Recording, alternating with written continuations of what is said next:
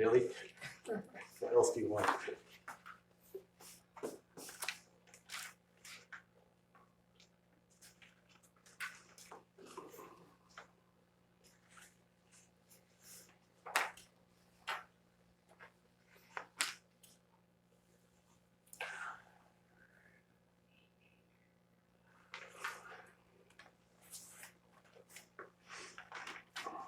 You're not gonna make it. You look tired.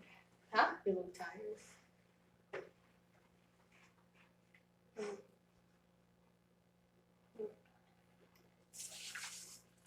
It's one of those days, I guess.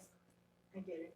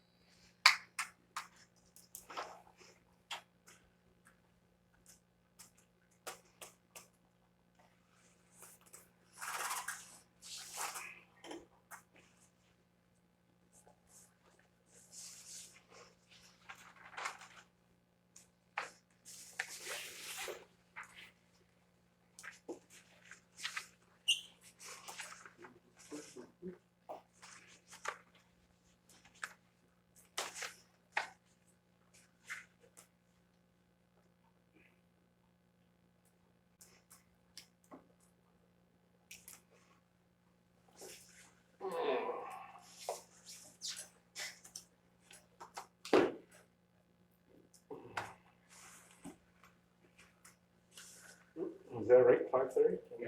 Yep. All right, I'd like to call this meeting to order. We have everybody here, so we have a full quorum. I'd like to start off with the Pledge of Allegiance.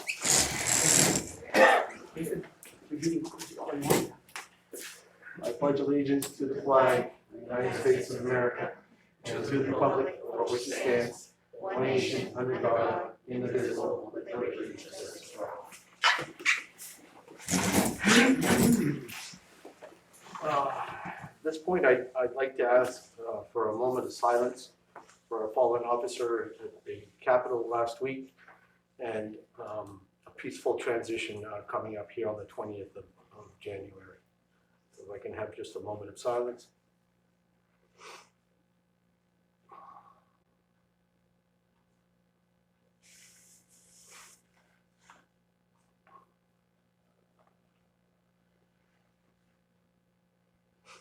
Thank you.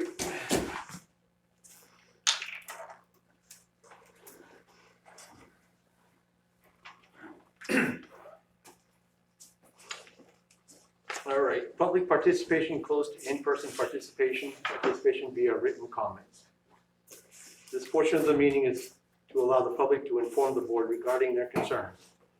During the Board of Selectmen meetings closed to in-person public participation, persons interested in addressing the board shall do so by submitting written comments to the town manager no later than noon on the day of the board meeting. Comments received will be distributed to the board and read out loud.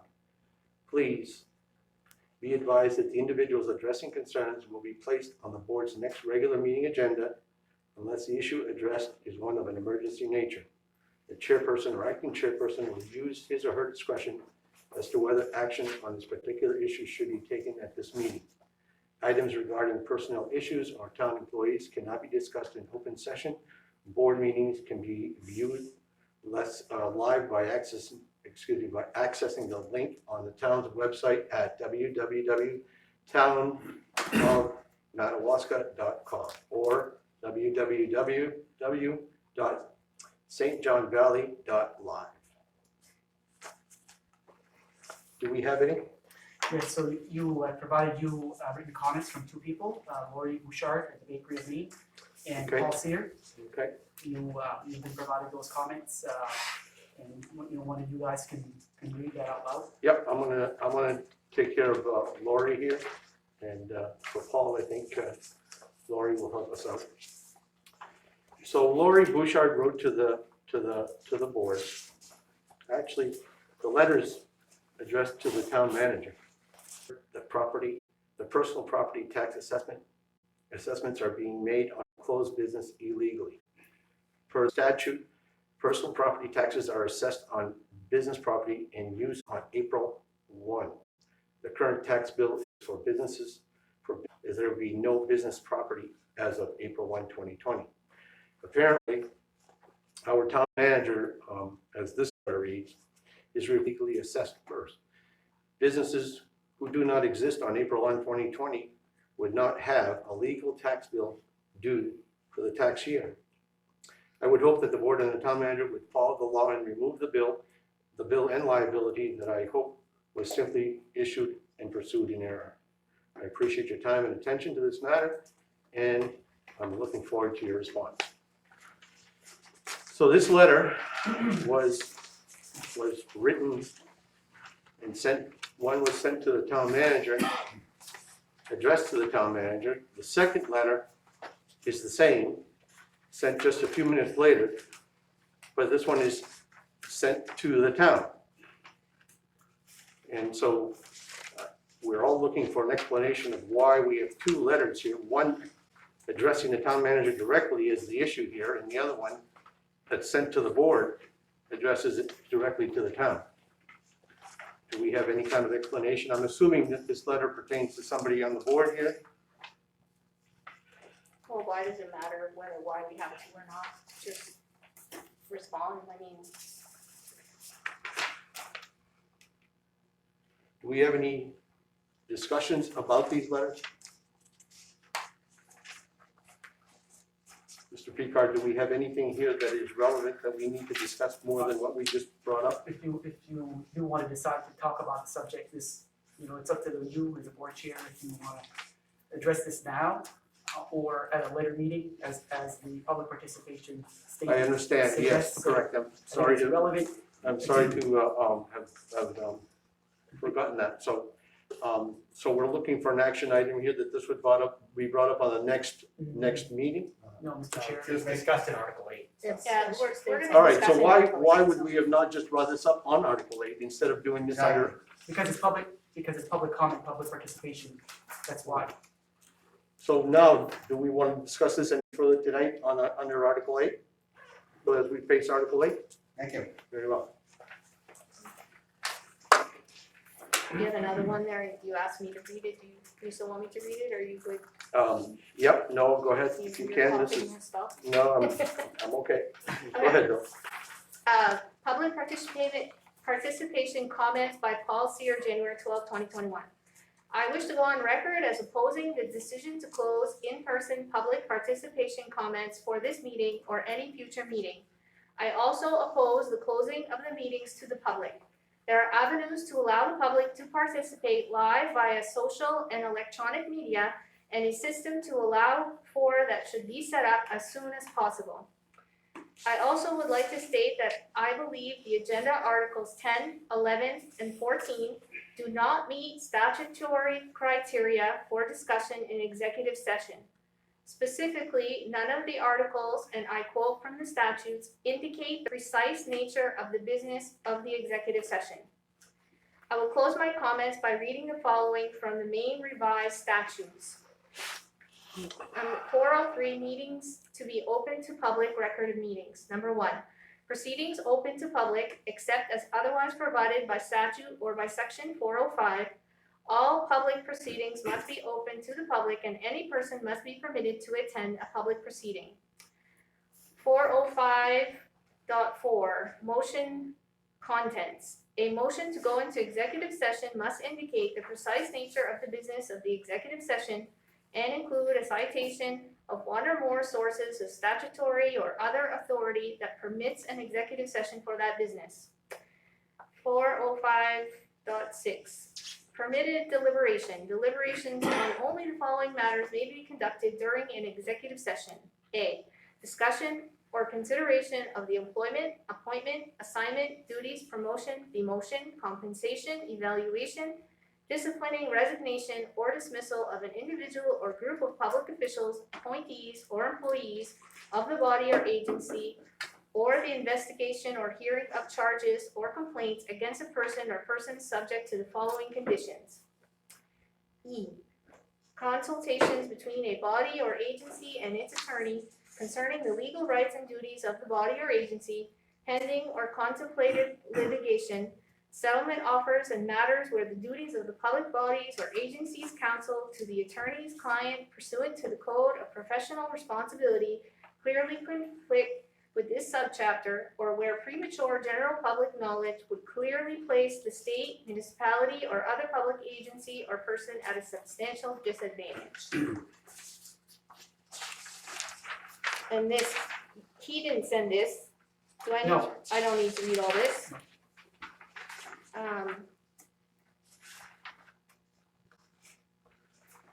So he's certainly questioning here some of the articles on this agenda.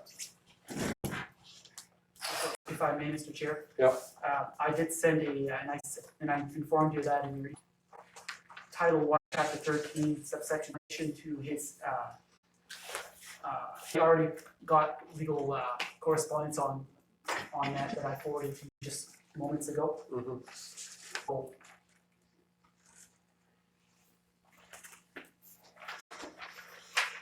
Well, I guess, Mr. Chairman, I'd like to comment on the first option about public participation, even through other means. Unfortunately, with the method that live streaming is with the internet, and because there's anywhere from a 30-second to a 2-minute delay between what the person sees at home and what we're talking about here. So to try to do a two-way public participation is one of the reasons we don't do it is because of that huge delay. By the time they participate in what we're talking about currently, we've already moved on from that thing. So that's why the best process we've put in place is to contact the town office ahead of time for the information.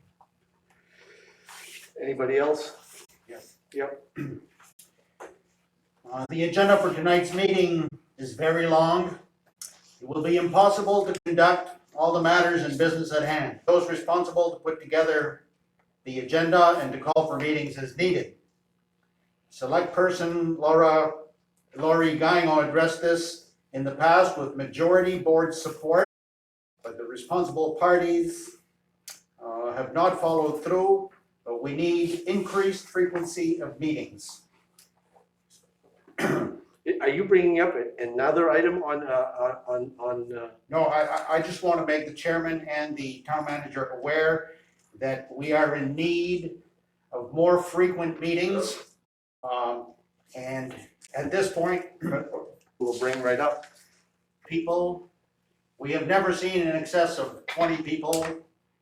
With the facilities that this town owns, the Madawaska High School gymnasium, buildings of that sort, there's no reason why we can't hold public meetings practicing safety and COVID protocol with the social distancing. We do have ample room in some of our buildings to carry out our meetings and to make them available to the public. Comment taken. Anything else? Do we need to act on this, or do we just put this on for the next meeting, or do we be on the next agenda. next agenda? Okay, so we leave that for the next agenda.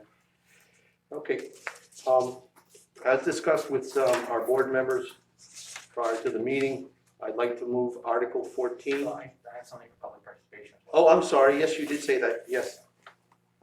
Go ahead. So I'd just like to address some of the items that were brought up by the public with the live streamings that have been done. There's a rumor going around about St. John Valley Live and how the live streaming is being conducted. St. John Valley Live donates 100% of their time for school board meetings, school sporting events, town meetings, town board meetings, and anything related to public service. We've been doing this since early March, and we haven't collected a penny from any of these municipalities. We do this out of great, concern for the public to ensure that they stay informed. Luckily, we do have some donors who have helped to keep this service alive and to help keep this service going. So I'd like to thank those donors and just let everybody understand that it's not taxpayer money that processes these. Also, during our last board meeting, We had something with a economic development plan that we put in place that my company, Simple Computers 101, is being involved in. Simple Computers 101 has been doing business with the town for well over 15 years now, and has done an amazing amount of work for the town. We actually did do some research on prices for the project that we were working on. The lowest bid that we received or that we saw by doing these price comparisons was $15,000. And the developer who works for my company, Simple Computers 101, had agreed to do it out of his own time for less than $5,000. So there was some rumors that a $5,000 check was cut to St. John Valley Live for the development work, which I just wanted to clear up with the public is not true. And that the $5,000 limit we set was just a ceiling that we would spend no more than $5,000 for this developer. So I wanted to make sure that those items were cleared up and that people understood how these live streams were being done. So. Anything else under public participation? Yes. Yep, Mr. Bagel? Mr. Chairman, are these two gentlemen on the screen waiting for us? Article 14? Yes. Yes. Well, if they are, if it's permissible, Mr. Chairman, these men go for a lot more money than I do, so I would rather, if it's permissible, to postpone the further public participation. Yep. And address these men so they can get on with whatever they need to do. So is the board in favor of doing that? We'll skip Article 1 and 2 at this point and go right to Article 14. We'll come back to those in a yes. minute. Come back to public participation, please, because I have other, Can it fall under other business? Article 4. Give me just 1 second, please. Did you guys hear us? Yes, it can be done under other business. All right, so Article 14. So I'll make a motion first. Yep, I'm looking for a motion to go into executive session for 1 MRSA subtitle 4056E. Can I have a motion? I move to go into executive session under 1 MRSA section 4056E to consult with legal counsel about pending declaratory judgment action between the town and Twin Rivers Paper Company. Do we have a second? I'll second. All in favor? As of, what time is it? So we will pause the live 5:51. stream real quick and we'll be back at So we're into executive session as of 5:51 PM. I think I'm gonna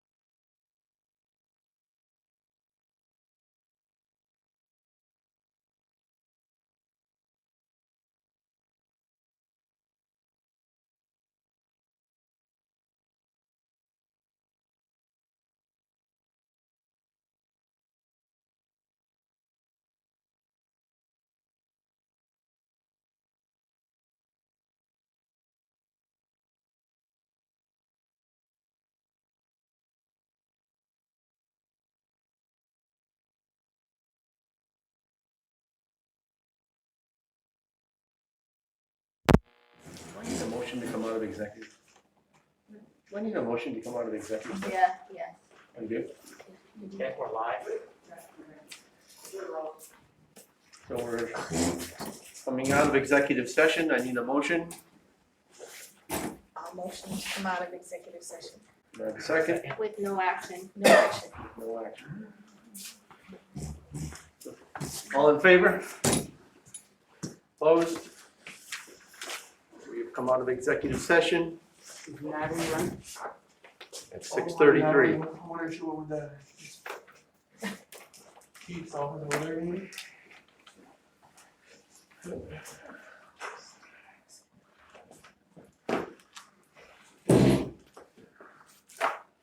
Since we have Mr. Lewis Cousins still on with us, I'd like to move directly on to Article 8. If that's okay with the rest of the board. Never your post-executive action, it's, There's no action. right, the who motion to come out of I executive? motioned. Jason second. Jason, I'm sorry. Yeah. It's because you told me to, that's why, So I sorry. told you what to do. The ice cream's like kicking in there. And that was at, let's say, 6:30. Yeah, I clocked it at 6:33.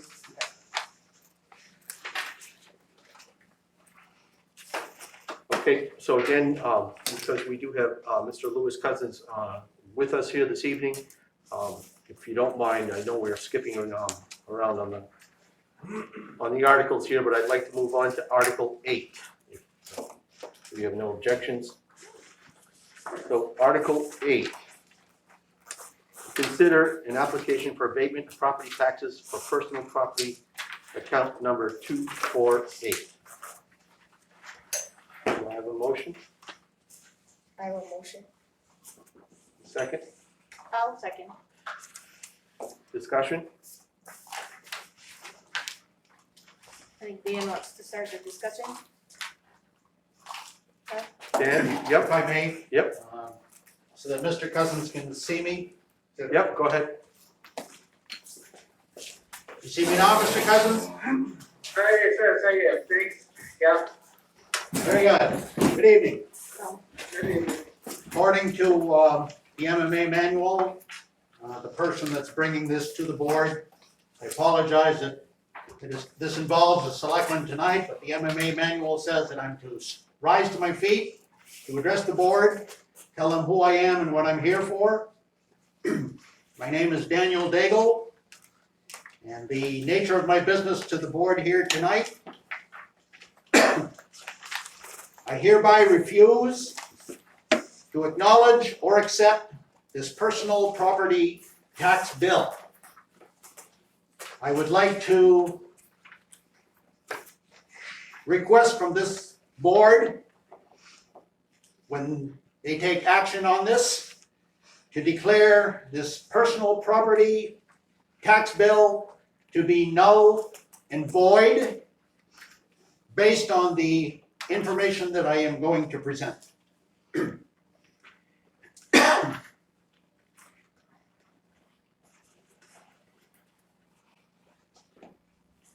I would like to point out that we have a town employee, and again, the MMA manual forbids that we mention the name of the position. So that is the explicit reason that I don't. We have a town employee that relentlessly pursued this matter with vigor when he had absolutely no jurisdiction over this matter and was clearly told that he was blatantly in error, but chose to continue his downward wrong path. You know, Mr. Daigle, we are discussing your abatement here, not Yes, some. we are. we will- Mr. if there- Chairman, I am presenting my evidence. And according to the MMA manual, I am to present my case without interruption. without I don't inter- know how you can consider that to be evidence. That is only what you believe. Would you let me get through my discourse, please? To present the evidence. You have no choice, Mr. Chairman.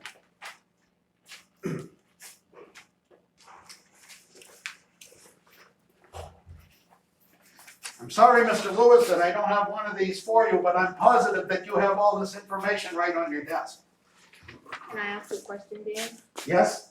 Can we, to Doug's point, can we discuss like the facts of the abatement, the dates and all This that? is it. This is And what, then the stuff about the employee that you're upset with, we'll take up during the executive session part? Could we stick Yes. to, let's stick to the business and the facts of the abatement? yes, And then this is the what I'd stuff like you're to, mad about, let's deal with that. I'm not mad. Well, let's deal with the personnel stuff in, If I get mad, you'll know it. in the personnel If part. I get mad, you'll know it. Was that the point you were trying to make? Yes, absolutely. Certainly still looking for it. Okay, in the little packet that I have prepared for you, this here is all from Maine statute that I'm sure Mr. Lewis Cousins is well aware of. It describes what personal property, the definition, definition of personal property is when it comes to taxation. The second sheet, I hope, says page 1 on mine. I hope you got page 1 there. Yes. I got all messed up stapling these together the other night. I mean, you should have the grandkids do that for me. Here we read, in the middle of that page, any application would be placed on the Board of Selectmen Assessor's agenda. As Mr. Cousins pointed out to us a while ago, that here in the town of Madawaska, under the form of government that we are, the Board of Selectmen are the tax assessors. As we go on, it says, as the assessors are the only town officials with authority to consider the abatement application. But I am not accepting an abatement application based on the following as we continue. Again, from Maine statute, businesses are required to provide the assessor with a full and accurate list of personal property assets located in that town as of April 1st. Was that followed? Pardon? Was that followed? Was this article that you were reading, did you follow that article? My brain isn't quite as smart as yours, Mr. Chair. I would ask that you don't interrupt my, my Well, I mean, little- it's just a simple, I mean, if you read it, it's just a simple 2 lines. And I'm just asking you, did you follow that prerequisite? I sure did. You did, I did. I did. and you're gonna be able to explain that. Yes, sir. Go ahead. The following page, are you all on page 6? Number 6? Town of Madawaska, current bill. Okay, again, in the middle of the page.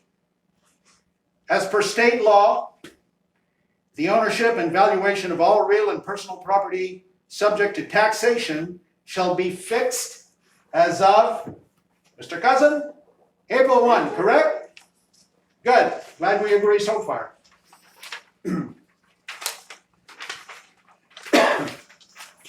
If you flip the page, I believe you should have page number 7. You all on board? Mhm. This is a, this is a screenshot of Governor Mills' mandate. Again, I don't know if Mr. Cousins knows the type of business that I was in. I had a lodging business known as the Other Main Cabins here in Madawaska, Maine. On March 24, this is the executive order from Janet Mills restricting all the lodging and so forth. So at that point, we had 3 weeks beyond this date scheduled reservations in our camps for snowmobilers where we had to send back money to people that had made reservations to be in our cabins for the following 3 weeks, clear to April 16th. So as of March 24, being the obedient citizens that we are to Janet Mills, we decided to obey her orders and shut down our lodging facility. The very last page, number 8. This is just a phone photo shot.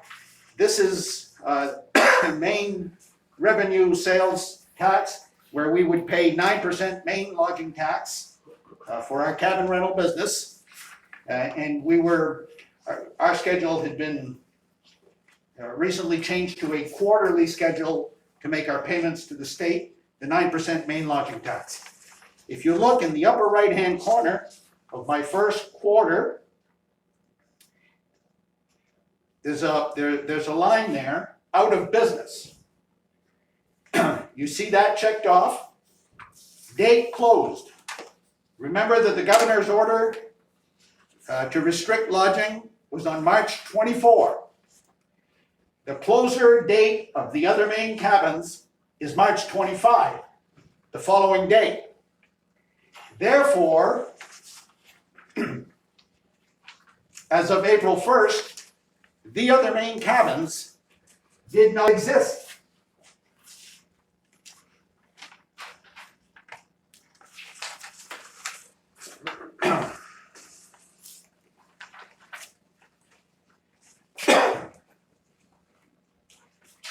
I guess the remaining portion of this,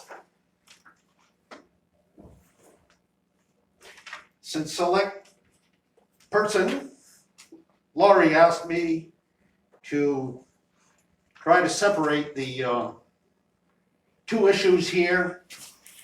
I believe you want to deal firstly with the personal Yeah. property tax only. Yeah, let's deal with the Okay, dates, all the right, facts, okay. the forms, Um, let's decide this, and then you can deal with your personnel Okay, stuff. if I may, I do have one little segment here that I believe would be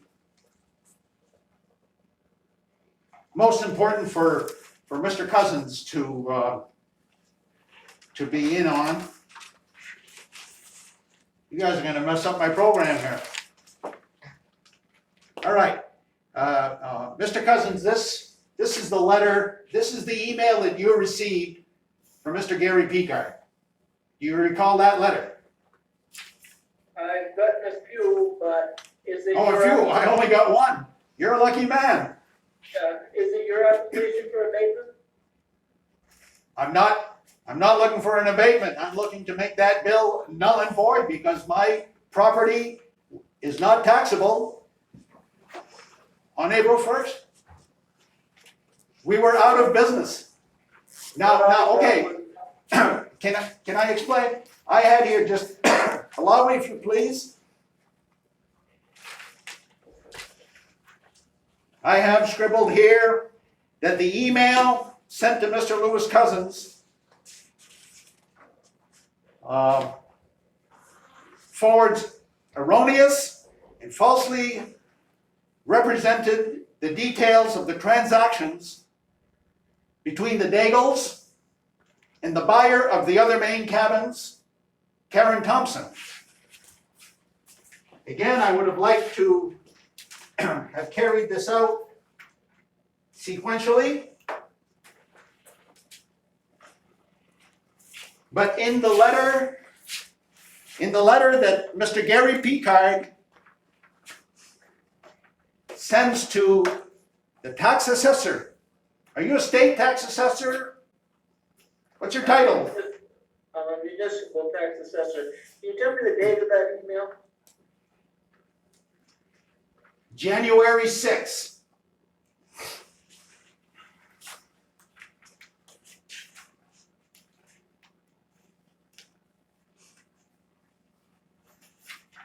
Shall I wait for you?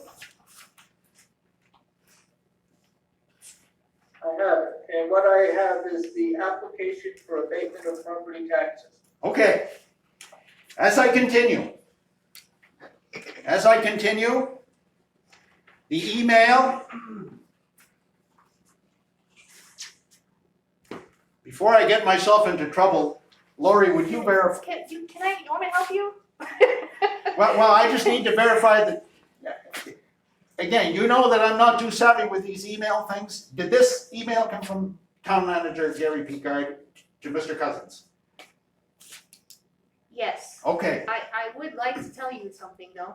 This email was sent before the actual application. okay, So the dates that he represents to Lewis as July is the sale date. And afterwards, you gave the application, which indicated the March date, which is the point you need to make to Lewis. okay, well, the point I need to make right now. I ask you to all listen and listen carefully. Are you listening carefully? Mr. Daigle no longer runs the business. And the personal property furnishings was conveyed with the real estate.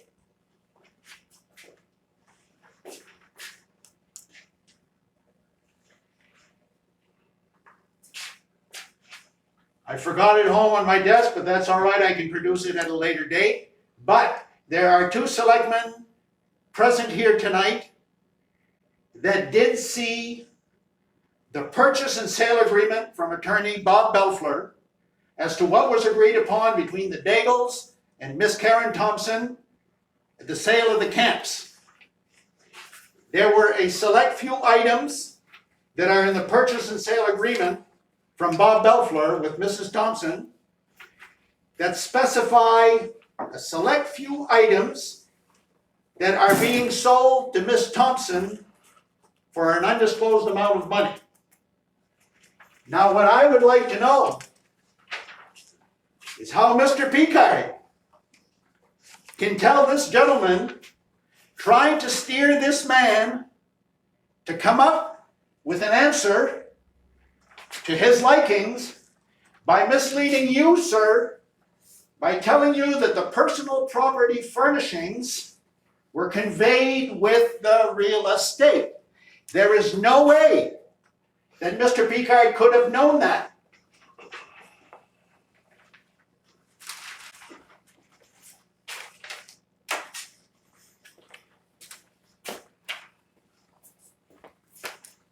Would you like one?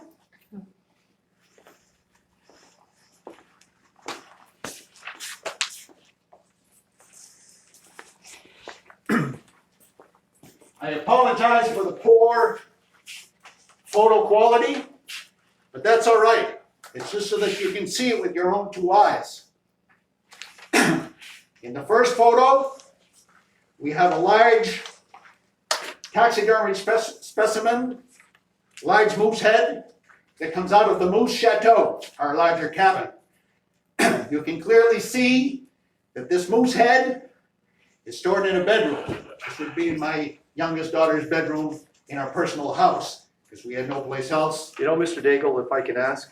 Mr. Sear, you are gonna see the evidence. You asked about I am only asking you that this is what you're presenting for evidence, so we can see it for ourselves. Is this what you're saying, this is evidence?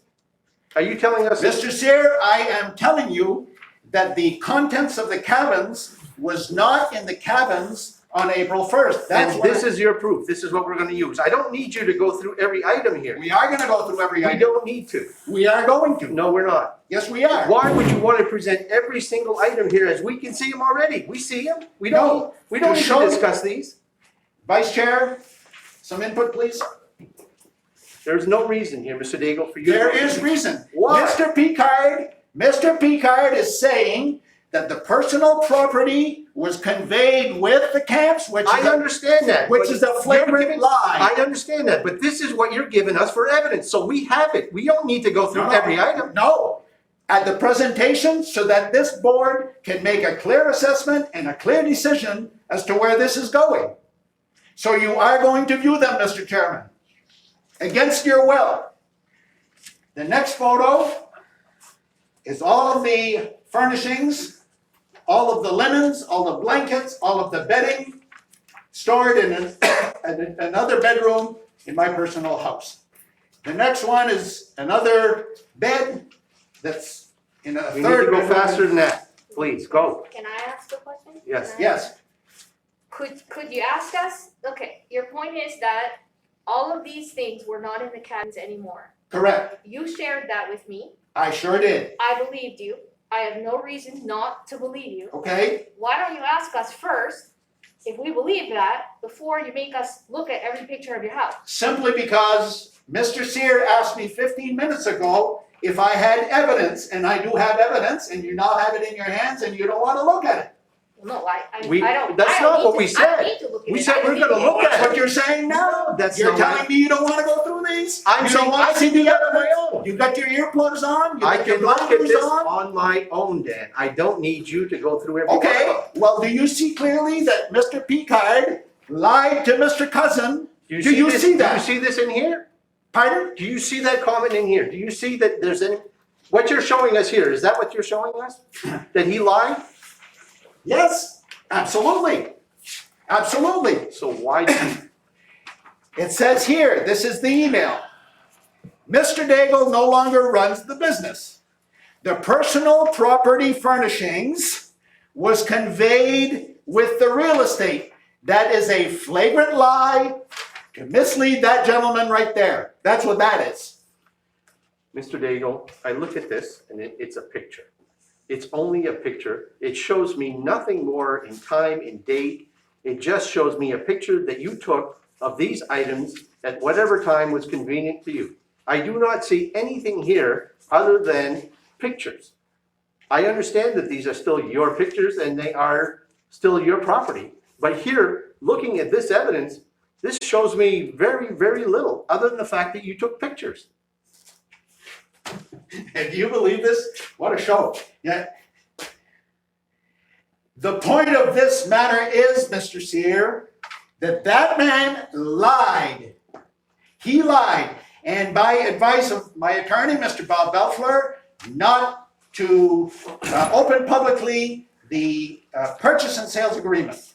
But if we need to, if push comes to shove, we will open the purchase and sale agreement, saying that all furnishings are to be removed for the exception of bang, bang, bang for a fixed price of bang, bang, bang.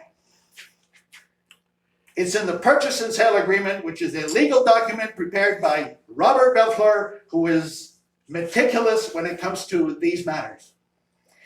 My point is that man lied. He had no jurisdiction over that. He lied to that man to try to get an answer that he wanted to try to further sink me. So that's all I have pertaining to declaring this tax bill to be null and void on the basis that the other main cabin was closed on March 25, officially documented with the state of Maine, out of business for good, never to return, not taxable on April 1st because the places had been vacated. End of story. This board is now presented to take a decision as to what they're going to do with this bill. Before I ask for Mr. Picard's input into this issue, does any board member here have anything that they want to add to this concern? I mean, if there's a lot of evidence in front of us, there's a lot of information, and regardless of how or what information was conveyed, I do agree that, okay, so the pictures show, under taking his word for it, maybe the items were removed on before April 1st. So that's something, it's a maybe. Again, great documentation, but there's no dates or timestamps on the picture, so it's hard to understand for sure. Doing my research myself, I do have the governor's executive orders in front of me. And it wasn't until April 3rd executive order, which established quarantine restrictions on travelers entering Maine. Lodging establishments were prohibited from accepting new reservations, but they weren't restricted from continuing their existing reservations, with the exception of exceptional workers such as healthcare workers and vulnerable populations. So that kind of shows that I do believe you were closed on April 1st, but you weren't forced by the governor to be closed on April 1st. We're not forced, but No, I'm just clearing. no, but you will see on our document that we sent back to the State Revenue Service, where they say effective date of closure, Right. for the other main cabins, registered with the state of Maine, Right. March 25, 2020. And I agree, and I'm not debating that, I just wanna make sure that I'm understanding all the information in Okay. front of me, that. You're doing you know, well, what's continue. acceptable. So I have run many businesses in town here as well myself, some taxed differently than others because of how they were formed. And from what I understand here, maybe Lewis can better understand me, or better aid me with this, there is a document that needs to be submitted to the town of Madawaska themselves when you do change what items you have as far as the personal property. What's the number of or the name of that document? 706A. 706A, okay, and that's what it is here, Maine Statute, Title 36, 706A. Places the obligation on the taxpayer to provide a true and perfect list of all assets owned each April 1st. So, do you have documentation that shows that document was submitted to the town? Mr. Cousin, would that be the original document that was sent to me to list the personal property that was to be the contents of these cabins? That would be the document sent to you early this year, 2020, I should say, Okay, in that same request, yes. from day one, our cabins, nothing ever changed in our cabins.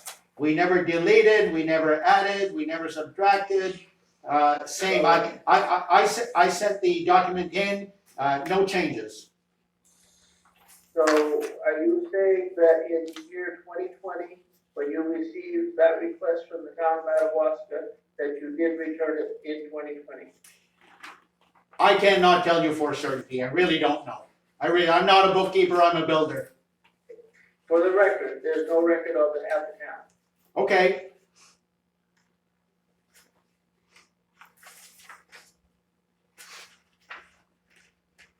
Jason, are you continuing on? Are you- I'm just making sure that I have all my questions. I just wanted to make sure that all policies were followed and see what was missing, so I think that's all I have for now, but.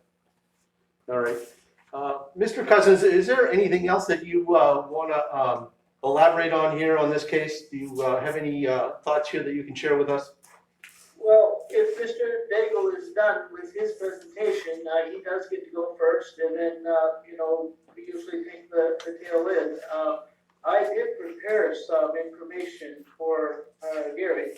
I'm not sure if that's been given to you all. Yes, Okay. yes, that has been distributed. Yeah, so the letter with the heading of Rouge Regional Assessing Office is my full, basically testimony that I would say out loud. If you'd like me to read it, I can. If you want to read it yourself, I do I list some facts, some findings, and a conclusion. And you do have the ultimate authority, as the attorney said earlier. I'm the agent, you are the assessors. I've given my 2 cents and what my decision would be. would it be fair for me to ask you, Mr. Cousin? Your opinion, not opinion as you would know it in your profession, but your own personal opinion. In your personal opinion, if the business was closed on April 1st, is the personal property taxable? A yes or a no, please. Yes or no? Yes, it's taxable, Why would it be taxable? because it's still there. No, it was not. Well, and now there's something that you may have to prove. We asked for a list based on what was in place April 1. We got nothing back. You're now telling us not only was the business closed, but the goods or the assets were removed. Nothing in the record gave us that. Your application for abatement did not mention anything of that. In fact, it did say that the business was closed. And you were basing your request based on the fact that perhaps a closed business doesn't pay personal property tax. That's incorrect. So I do, But the real sticker is that there was no return made. You were obligated by that request from the town back in the spring, to submit that list again this year in 2020. It's each year, and it's a true and perfect list, is what the law calls for. And that list did not come, and that does limit your ability to apply for abatement. And you are applying for abatement, even though you're asking the bill to be null and void, is truly an abatement of tax. so my question is it too late for him to now submit that document? Or does he have an option to do that now? He does, absolutely, and that is part of the abatement law, is that if he wants to file for an abatement and submit a list, we would accept that list. But he has to recognize that it's the list that was there on April 1, and that it is subject to tax. So Okay, he's not disputing the value, he's disputing that the bill should never have been made because the business was not open. And that's not a fact, that's not a reason. The assets are taxable, whether it's open or closed. so if we table this decision and we give you the opportunity to fill out this form and submit it to the town with a true abatement and follow that process, we could then make the decision based on that, correct? Well, what would change if that happened would be the value placed on those assets, Right. possibly. But the fact that they were there or not, I don't think is gonna change. Unless he can prove that those assets changed hands prior to April 1. My information was that it did change hands with the sale of the property. Well, see, that's where the lie comes in. So, That's where the lie comes in, because the personal property was not transferred to the buyer. The personal property, as you see here, is completely taken out of the cabins and stored in my garages, in my sheds. I have 3 garages and a 4-bedroom, 2-story house that is cluttered with the contents of these cabins. Right. So, But did you hear me? That those assets still exist, and they're in your home, but not in your cabins. therefore, they are not taxable in my home. They are not taxable. They are not taxable in my home. You'll never make me believe that. I don't care what degree you have, where you went to school. You cannot tax my property in my personal home. You do not have that legal right. Mr. Daigle, let him finish. Go ahead, Mr. Cousins. I am finished. I enclosed a copy in that packet there of the section 601 that defines personal property. And I put a blurb in the letter too, but there's nothing in the personal property definition that says it's a business asset or it's located in any particular place. All channels That's and ridiculous. tangible goods are personal property. And it is practice in Maine to assess only to businesses. But the fact that the assets are part of the business, those aren't all for his beds at home. Those are business assets, and he's telling you straight up that he sold them. It's just that it was after April 1. So. Excuse me, sir? Could you please, I think I missed that. Did you just say that I sold these properties? I said that you sold by a bill of sale prepared by Mr. Bellafleur. No, sir, excuse me, there's a terrible misunderstanding here. Oh, maybe. This gentleman and that lady have witnessed the paperwork from attorney Bob Belfler. The purchase and sale agreement. Mhm. The 3 articles, 3, sir, not 20. 3 articles that were left in the cabin that were sold to Miss Thompson for an undisclosed amount of money. Now, the rest of the cabins were emptied, and this is now my personal property stored in my garages for my personal use, and it is not taxable. I don't care what you say. Okay. So I have a question, I have a. Yep. Okay, so the bottom line is, you didn't turn in the 706. So I now did- we're going back, so the responsibility is on you, so we cannot just tear up the bill, it has to be abated. Okay, So back to Jason's question, if he now puts a new 706 in with the 3 items that were left, and that value, can we abate the rest? If that's all proven, and he does submit the list, we can accept that list. So the answer is yes. Okay. Did you take those pictures with your cell phone? these? Yes. Yes, I did. So if you can submit the original files off your cell phone, those I files. don't know how to do that. Okay, well, those files are timestamped. So That cost me $85, $87 GEIPC through an email that my grandson sent from my phone to GEIPC. Okay, well, I mean, I'm just being brutally honest with you. If I look at the evidence I have in front of me here with the lack of the Title 36 706A, I would look at this as you didn't fulfill all the needs and I would deny the abatement. But if you can come back to the board with the proof of the dates that those items were removed from the cabins and this Title 36 706A in front of us filed with the town, then we can have a different conversation saying, okay, Okay, now the paperwork proves that these items were there, the photos that are dated prove that they were there, then we can make a different assessment. But as it stands with the evidence in front of okay, you. well, I have to appreciate what you're saying, but I will express my discontentment with the entire process that you people call it, the process, all these years, and I just told you, I'm not an accountant, I'm not an attorney, I'm not a tech savvy guy, Right. not a town manager or a police officer. I'm a builder. I've worked with my hands all my life. I have kept my books squeaky clean for 13 years of operation. I have paid every last penny in tax, 9% lodging tax to the state of Maine for every single person that has come through the other Maine cabins in 13 years.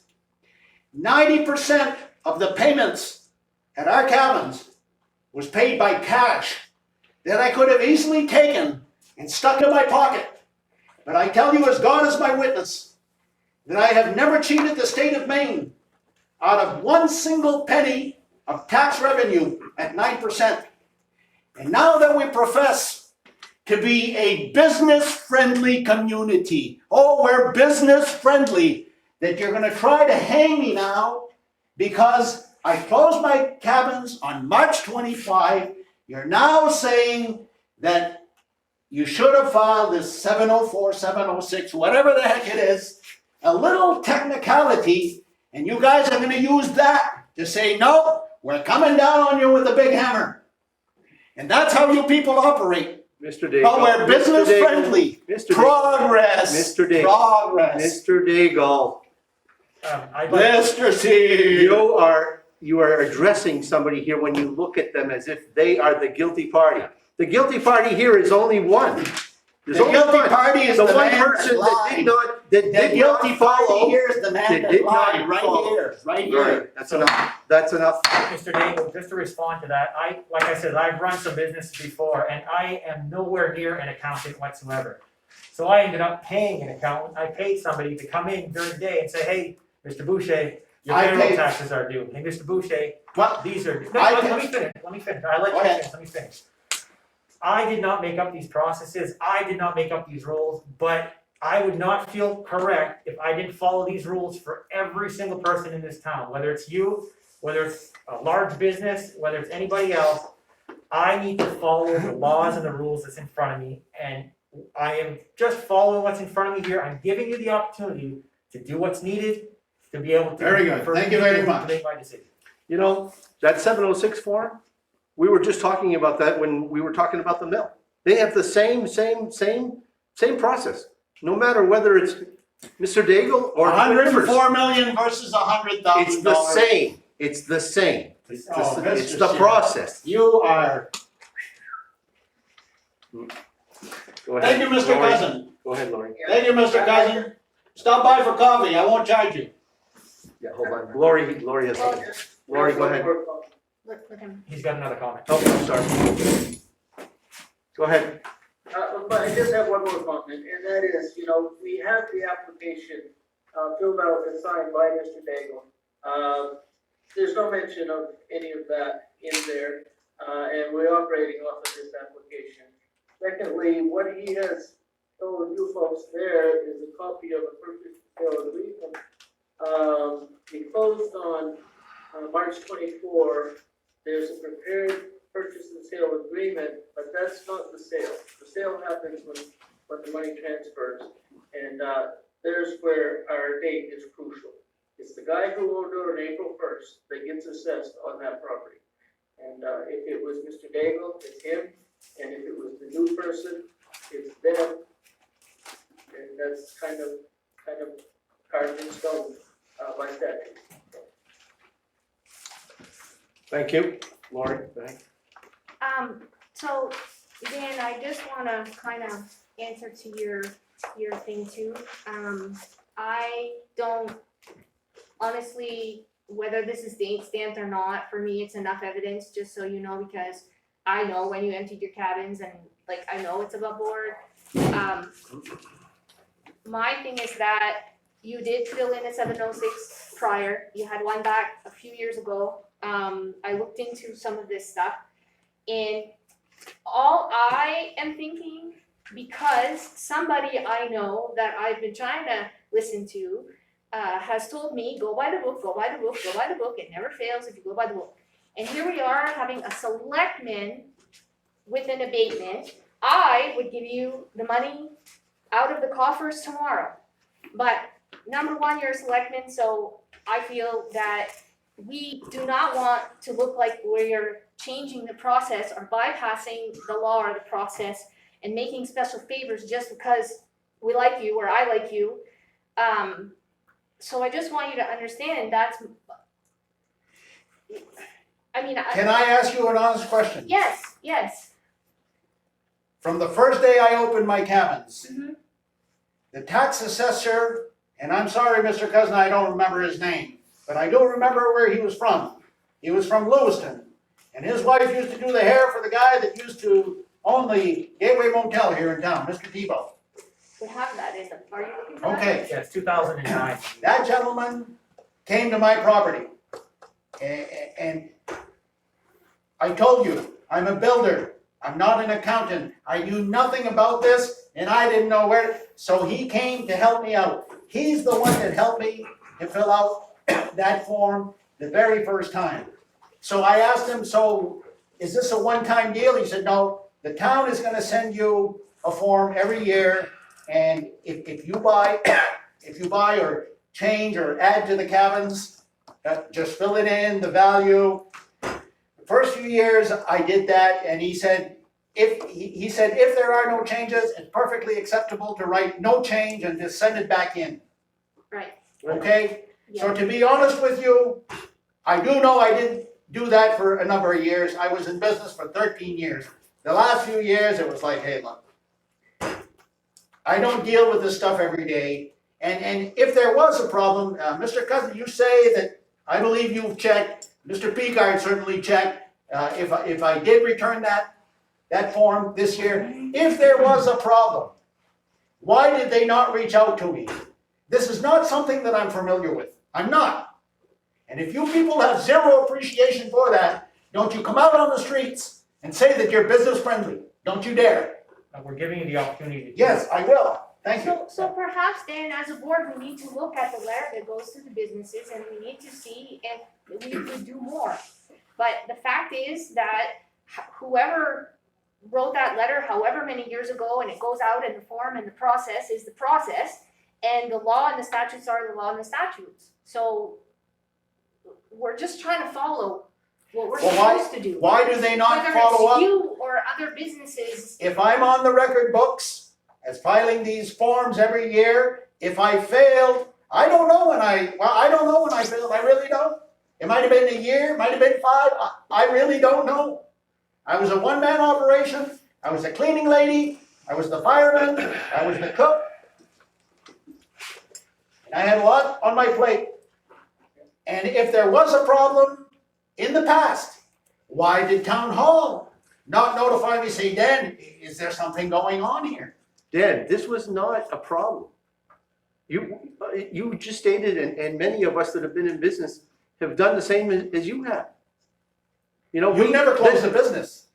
But I'm How saying, did you know that when you close the business? I don't know about that stuff. Well, and that's fine. And That's- we're all like, okay, Dan, it's a mistake. So Yeah. what? Like, nobody's trying to come down on you and take money out of your pocket because we're No, not it's gonna not deal, his we're decision, not it's gonna our deal with that right decision. now. So We're- No, I realize that, but it's his lie on this paper to that man over there. It's his lie right there. That has nothing to do with the decision or whatever we're discussing. Okay, all right, that'll be the disciplinary part. This is, This that will be has the nothing to do, disciplinary part. that has nothing to do with this. And- Okay, you're and- correct. And for the record, that was written before you even put in the application, because I had said to him, the application's coming, Dan told me it's coming. Yes, Put it on the agenda, problem. let's get this moving, and Yeah. I was pushing to get this going, so he put the information in an email that he thought was what he was supposed to put in, to try to help, okay? Nothing was done nefariously or, but, Selectman Gino, but listen. you do not forward information of this nature, saying that the personal property was conveyed with the real, you do not make that kind of a statement. Okay, When first of all, sorry, we'll deal when with you that have later. no jurisdiction in that arena, where it says it perfectly clear over here that the town selectmen are responsible for that, and you do not lie to the state assessor or whatever capacity that Mr. Lewis. all right, so let's, Okay, we I have, don't like the word lie, but let's just, we're Well, it's a we're lie. trying to give you. It's a lie. So Okay. is Let's that call what it we're what gonna it do, is. Dan? Are All you right, gonna, all are right. you gonna fill in a new I'd like to sheet? make a I motion. will. hold on, before you do, I wanna, Yeah, are you gonna make a new sheet? Mr. Picard has been waiting here, so I wanna hear from him before we table this. So Mr. Picard, go ahead. my question is for Louis, in relation to, Louis, can you hear me? Yes, Okay, so my question is, any personal property or any property that is assessed as of April 1, when we send a 706 letter, they have to have it back into you by April 1, correct? it has a deadline date on it. Okay. May one. So the town of Madawaska uses May 1 as a deadline. Yeah. Okay. My question is, and you can explain this because I don't want it to come from me. When if there was an error or an irregularity in a tax assessment, a bill that should not have gone out, or whatever, okay, the only way to remedy the bill, that assessment, is by abatement, correct? Yes. It's not, the town manager doesn't have the authority to tear up the bill, to wipe it away, or whatever you want to call it. And it's not the tax collector's job to do that either. That is a transaction that can only happen through abatement. And I will, for the board, and Louis, if you correct me if I'm wrong, in our municipal accounting system, okay, there is no way to make that balance go away other than by paying the bill or labeling the transaction abatement. There's a drop-down menu in cash receipting, okay? For instance, if there is an abatement that is approved for a certain amount of money, that we would have a drop-down menu item in the cash receipting with the clerks that would drop down and we'd say abatement. There's no other way, okay, for this correction to be done other than an abatement that has to go before the Board of Assessors. Am I correct? So, yes, you're absolutely correct. And what you're saying is that's the way the software works that you have. But it's actually a lot deeper than that. And that is that those amounts are part of your warrant. That warrant is a very, very official document that applies to the entire population of the town. And the tax collector's obligation is to make sure that the amounts due on that warrant are collected in one way or the other. So she either has to collect the money or she has to have that abatement, exactly as you're saying. And that's the bigger piece, is because that is, the state is auditing that every year as well. Louis, if I may, and Board Chairman, if I may, I do have another question. When Board of a Selectmen, when the Board of Selectmen are acting as assessors, they are agents of the legislature and not the town of Madawaska, correct? Because the power to tax, all taxes in Maine are vested in the Maine legislature. Am I correct? So, yeah, so Title 36 in the Maine statutes is entirely on tax law. And the assessors are, quote unquote, I'll say, subject to follow those laws. So, yes, you can, just as easy as Mr. Daigle can appeal the decision to deny his abatement, any other citizen can also appeal the decision to approve it, had they actually had the desire to do so. So, if you don't follow the law, everybody else has that opportunity as well. Thank you. Yes, Mr. Daigle. You sound frustrated.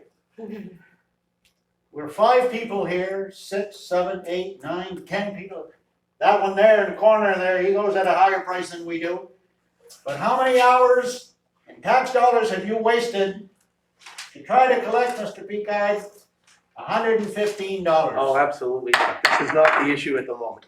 Sorry, not. Did you have something to say, Jason? Yeah, I make a motion to cease discussion. Do I have a second? I'll second. All in favor? Discussion is ceased on Article 8. Do I need a motion now to table this article? Well, you We're had in the middle of the you had a motion to approve the abatement and a second. So whoever made the original motion could amend Where does the the, motion. that's right, it's, so who made that motion? Well, no. Mano made the motion. Right. Did we have a second? Did we have any other discussion? Dan was, so there's, But, no, I would just say, if we make. it would she be- made the motion. She made the motion, so she could adjust her motion, amend her motion to table it rather than accept it, and then whoever seconded it could accept that change. And then All right, vote so on before, tabling it. before I ask Mano to do that, or whether she wants, who seconded it? You did, okay, So I will move to to change, amend my amend. original motion to table this matter until we have our sufficient. Will you accept that? I Mano? will accept that and second to table it. Okay, so now I need a motion. And you need a That's what vote. we just need to vote on it. Yep. Okay, so do we have a vote? All in favor? Against? So we have 4 in favor and 1 against. I should have brought this up under a discussion, but can I, what do you mean one against? No, she You hasn't had your had it too long. RPR still up. Oh, sorry, it's me. Can I come help you do the 706? Or you come sit with me and we'll, okay? Sure, thank you. All right, Great, I've seen him 100 take times. any help I can. I will come and help you, but you're gonna make coffee. Right? You're gonna make coffee. Very good. Okay. Right. All right, Where's this? we're back to Article 1, to consider the board meeting minutes of December 15 and December 18. Board Good Chairman. night, Mr. Cousin. Louis, thank you for Okay. your assistance. Yeah, you're done with me, right? For now. You're hoping so, right? I'm okay either way, but please to speak with you all. And Mr. Daigle, this isn't personal. This is just doing my job. Thank you. You did a good job, All right. even if I don't believe you. Okay. I make a motion to accept the board meeting minutes. I will I second. believe that we were not done with public participation. I believe that we were. I asked the Did we not- question, did we I not asked the interrupt question about, Public participation to bring Article 14 to talk to the lawyers first. Did we not interrupt? If we rewind the tape? I remember, But- he did reserve the right to come I back. thought, I sure did. I thought that we were gonna move that on to other business. Okay, all Article right. 4 Yeah. is what you agreed, I think. Okay, if you want to move it to other business. So we're back to, We are at the 2-hour mark. Oh my gosh. do I have a motion to go beyond the 2 hours? I make a motion to go beyond 2 hours. Do I I'll have a second. second? All in favor? Opposed? Opposed? So we have four for and one against. Article 1, to consider the board meeting minutes of December 15 and December 18. And we just did that. We just did that. I'm sorry, we did. Yeah, You I know, accept I it. said- All in favor? Oh, sorry. Opposed? So this was the meeting, the minutes of December 15 And 18. and 18 together. Okay, so we're all done with Article 1. Article 2, to consider the treasurer's warrants. Need a I'll make a motion? motion to accept treasurer's warrants. I'll second that. All in favor? Any discussion? Those warrants are on the counter over here for everybody's signature. Oh, okay, I'm getting forward. Any discussion on the warrants? All in favor? Opposed? Article 2 is carried.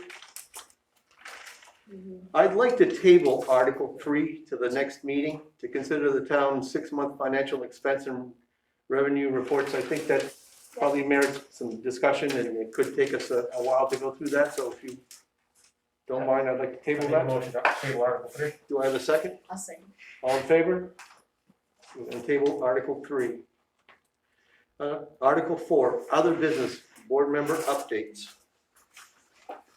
Do we have anything under, Well, mine is kind of short. okay? I did send an email to all the library board to get some input on my questions I have, how they operate, and Mhm. I haven't received anything yet. I just sent it today. And you said for the next agenda, we would be discussing possibly looking for a laundromat and as Okay, well as probably veterinarian services or so something those are, for the next agenda. okay, those would be action items that I would like to make sure that they're listed in the next meeting. Yeah. Natalie started an action item list that she has. So Okay. every time, I would just say that when you, if you consider it to be an action item, just say that, and then Natalie will write that down. Okay. It'll be part of the record. So there is there's nothing else to be done, you're just making that I'm just information making you available aware. to That's us. right. I'm just letting you Okay. know what's going on. That's Very good.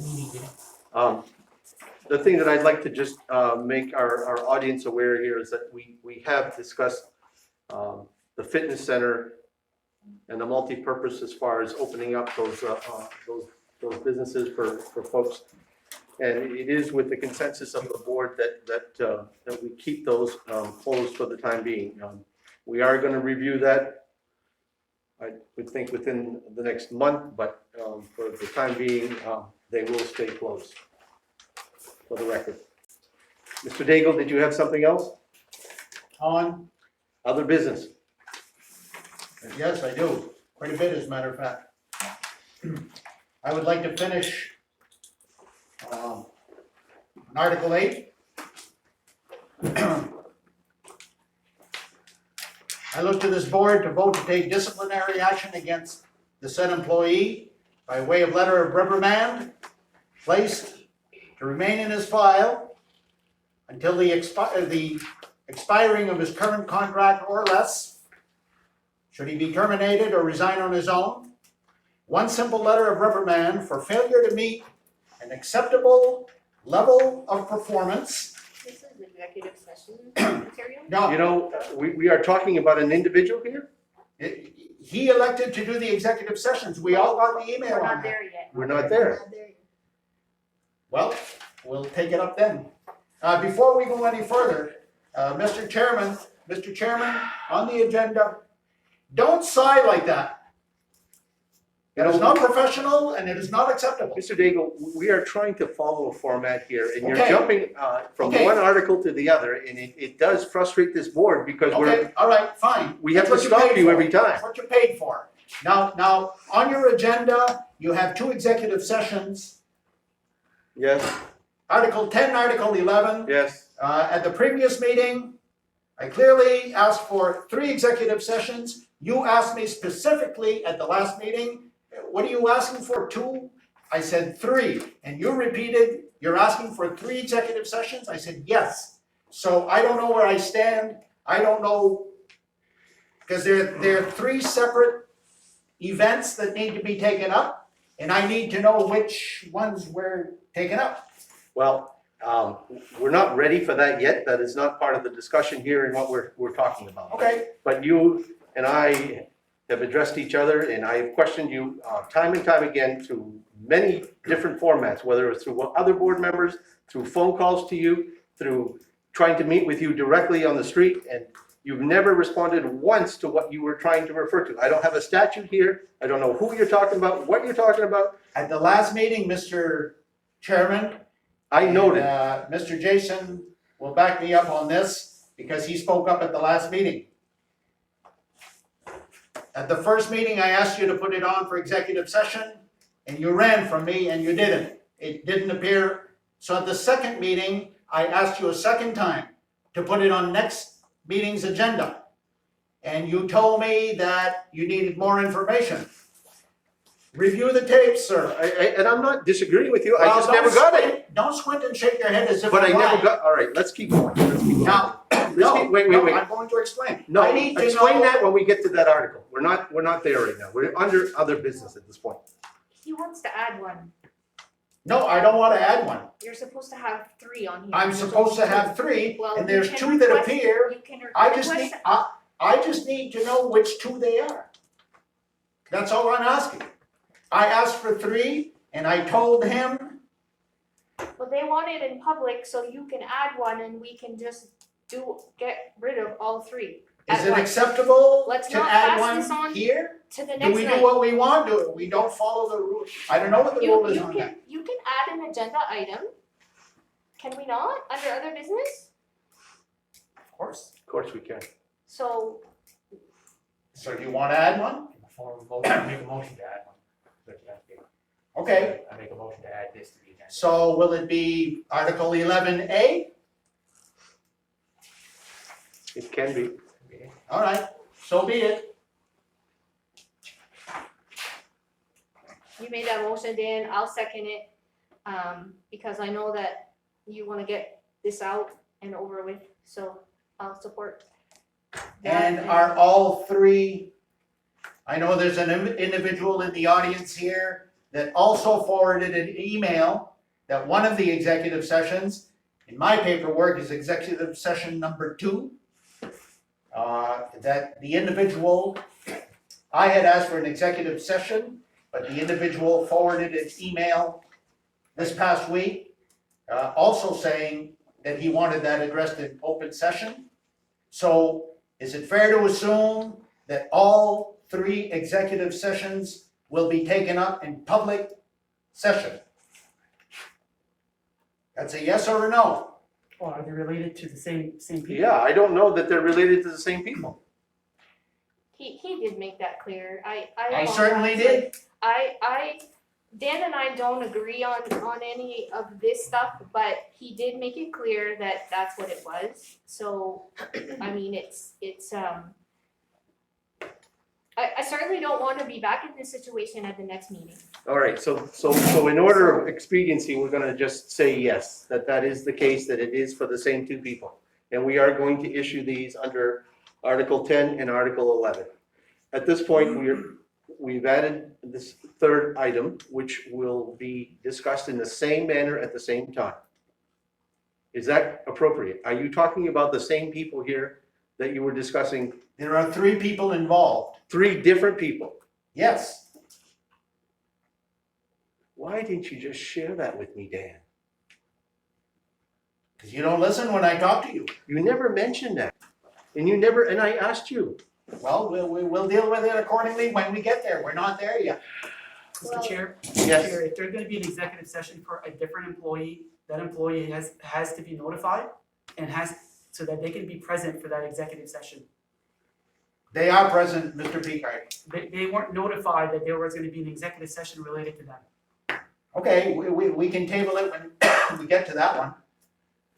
But as far as executive session number 2, with a town employee, the town employee is here present, and he did express that he wanted this. And executive session number 2, I've had this conversation with 2 different board members. This one, executive session number 2 is gonna be very speedy, very smooth, unless you people complicate it. So if it's okay to take that one up first, get that behind us, then we'll deal with the other two? Is that acceptable? Mr. Picard, can we actually add an executive session at this point with not knowing the statute or the individual? As far as I'm aware, we cannot.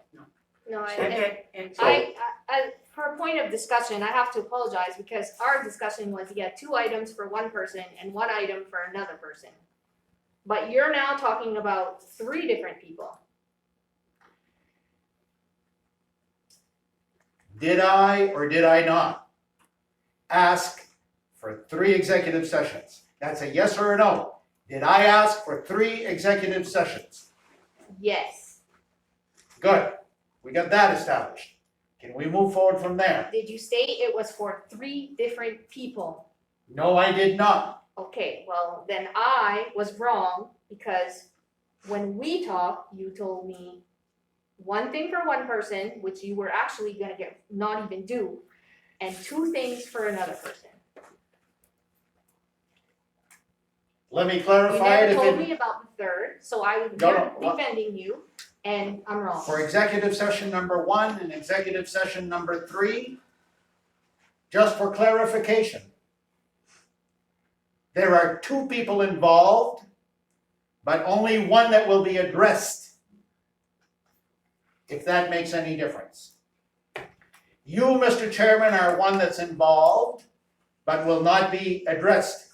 Mr. Picard, you are also involved, but you will be addressed. So it's simple That's enough. what we're up against. So it's simple, we can't have an executive session to discuss another board member, that's unavailable. So in that case, it's only about one person. Which is Okay. here, so. Okay, so if I leave the other individual out, we can go ahead with our executive session and address Mr. Picard in disciplinary action? I'm not sure, can we? I am. Well, I mean, We have 2 executive sessions on the agenda to deal with discipline of an employee, not a select person, not an elected official. We have disciplinary action of an employee on 2 executive sessions, and we are going to take them up tonight, even if the clock strikes 12. listen, they are there, they're already on the agenda. They are, All right, so can we move on? yes. All right, so we're still dealing with Article 4. Do we have any other business going on Article 4? Mr. Chair, I don't have any other business at this time. Nobody else has anything else for Article 4, we will move on. Article 5, to consider bids for the Fournier Road tax acquired property. Okay, so looking at the ad that went out for the property. If I can just find it here.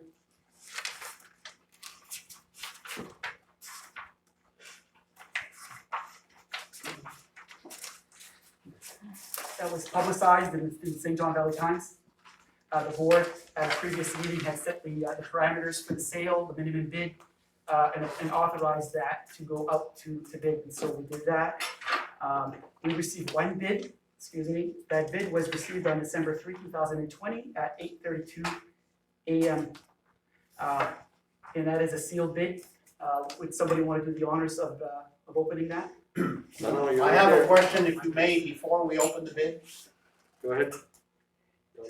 Do we, Just take it. Oh, I'm sorry.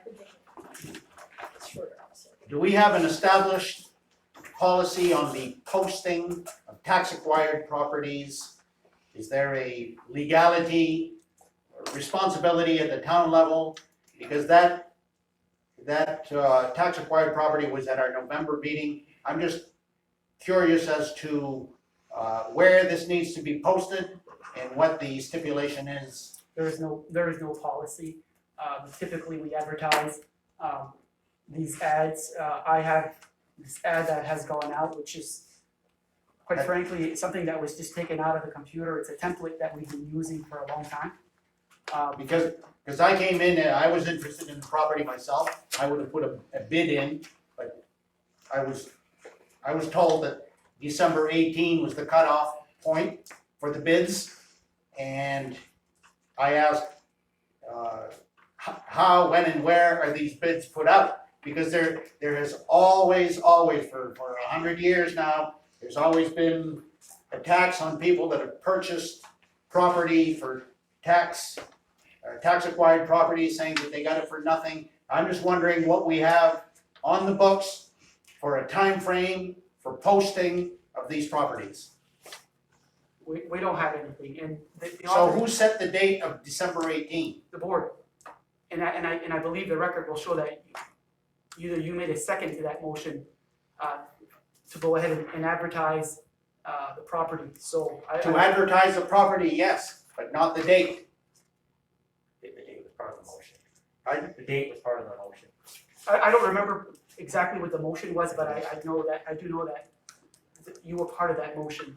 I don't have that in front of me here today, Is so it possible to review the tape? the terms, Not right now, but Not right now. the terms of the sale were approved by the board at a board meeting. The term of the sales, yes, but for the posting, the legal posting is what I'm getting at. The date of December 18 is what I'm questioning. Well, that could be for a further discussion. That I could be mean, for we're not further gonna make discussion. it, We we're don't not have- gonna change the Set process. protocol. But I just have a question. Is a board member allowed to place a bid on Yes, property? absolutely. Absolutely.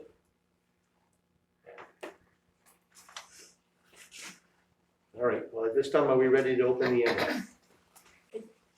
Is this a discussion we can add to the next agenda? Can we give this as an action item to Natalie to discuss the bid process, the next agenda, the one out, so we can make sure that it's good going forward?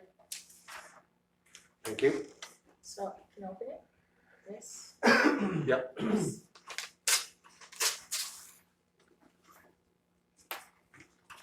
The check in there. Which is a deposit. You wanna read or? No, go. I, Candace Sear, would like to place a bid of $7,258 on the town of Madawaska private property on Flumian Road, map 29, lot 3. Shows at 122 6th Avenue.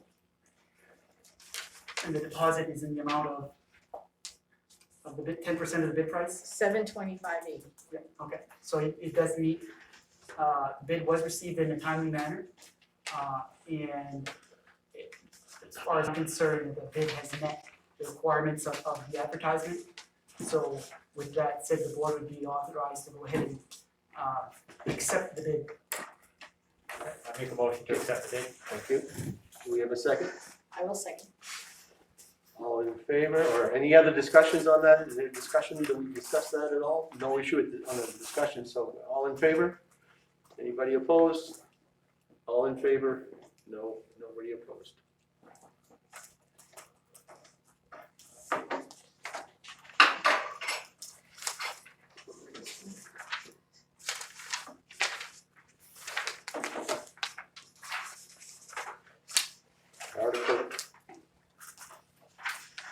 Article 6, to consider the land donation to the town on Gerard Street.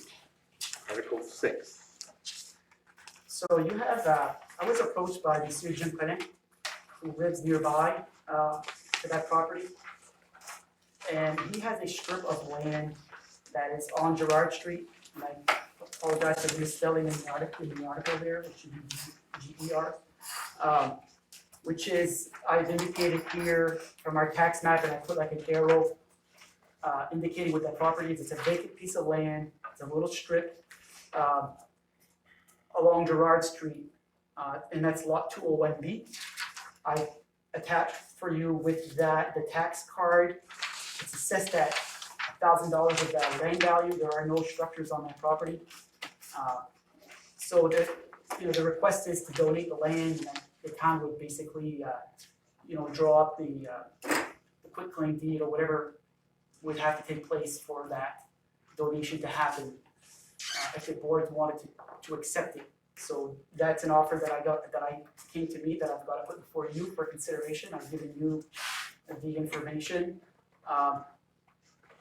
And the town meeting authorization article authorizes the board to accept land donations provided, or gifts, provided that they don't exceed, I believe it's $100,000 in value.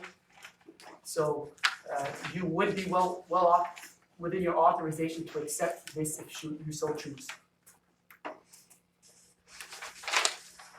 Well, can I have a motion to accept the donation? Do I have a second? Nobody is seconding, Well, I'll second for the point of conversation if well, yeah, we we'll wanna, have if we wanna conversation do at this that. point, yep. The reason I wasn't seconding it, I just don't know why we would want to do that. I mean, it's not a huge tax amount, but why would we wanna,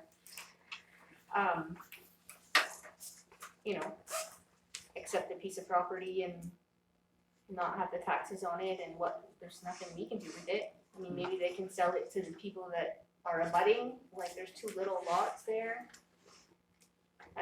Yep, that's a valid- I don't understand why we would do it. It's not something that we. Yeah, and it's a real strange request that they would just wanna give it to the town. I Well, I'm don't, sure it's not a useful piece to them maybe, and they're paying a tax on it. well, and- sure, but why not just sell it? Yeah, I don't have an opinion. I'm not That- sure. Right. Somebody brings this to my attention and I put it before you Right. guys and it's for your consideration. Yeah, I'm not in favor of purchasing it. I don't see a use for the town for it, and it's just Well, it gonna wouldn't be be a, a purchase if they're trying or to. accept it, sorry, Right. but then we're gonna have the expense of doing a quick claim deed and. And it really, I cannot distinguish the fact that there's any value that would be worth something here for the town, so. Anyway, I have a motion and I have a second. Is there any other discussion? And if I could have a vote whether we accept this donation of the land, and this would be what, lot 204? 201B. 201B, which includes both of them. Anybody in favor? Anybody opposed? Nobody's in favor and all 4 are opposed, all 5.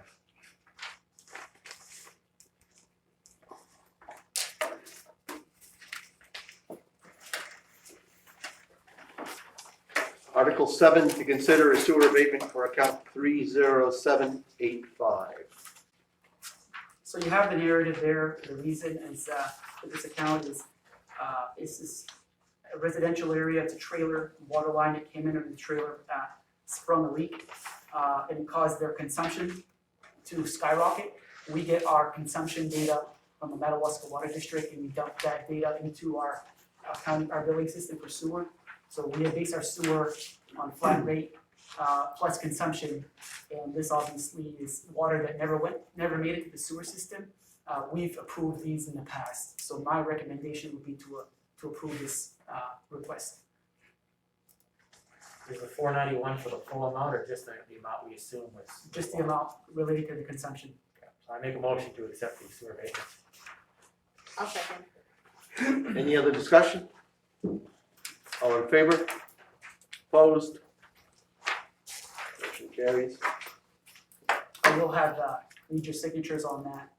I'll put it on the counter with the warrants before you leave. Article 8, we've already gone through. Article 9, consider a request by the police department to replace 1 police cruiser. So Ross has approached me to inform me that it's getting time to probably rotate cruiser out of our fleet. And so he basically, I asked him, could you just formalize that in an email? And so he did. Ross has other information that he wants to share with you, and I would just go ahead and give him the floor if you're okay with that. Okay, we have 3 vehicles currently in use. We have a 2013 Taurus that has 91,000 miles. 2017 SUV that has 170,000 miles, and the 2019 Charger with 41,000 miles. So I'd like to retire the 2017 SUV that has 170,000 miles on it. The maintenance fees are starting to become excessive with that vehicle.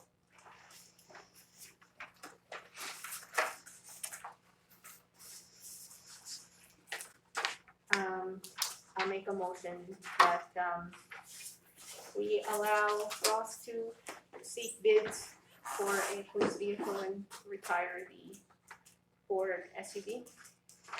Second, Do we have a second? second. Any discussion? Yes. Yep. At this point, is this just granting you, are you just requesting permission To go out to bid, to go out to bid? yes. When is the question ever entertained, do we need the cruiser? Because don't be chasing after me to lock me up in jail tomorrow. But that's the high and hallowed question on the streets these days. Why do they need another cruiser? What are we to tell the taxpayers? Well, we And have how a do we vehicle, answer that? have a vehicle with 170,000 miles that's outlived its usefulness as a police patrol vehicle, and I think it becomes a safety issue, definitely a liability issue for the town. So there are definitely more than one incident happening in town at one time, I assume. So one car is probably not sufficient to No, we need, like, we have the blue Taurus that we keep mostly now as a backup. It's unmarked. We also use it for traveling for different trainings to go downstate.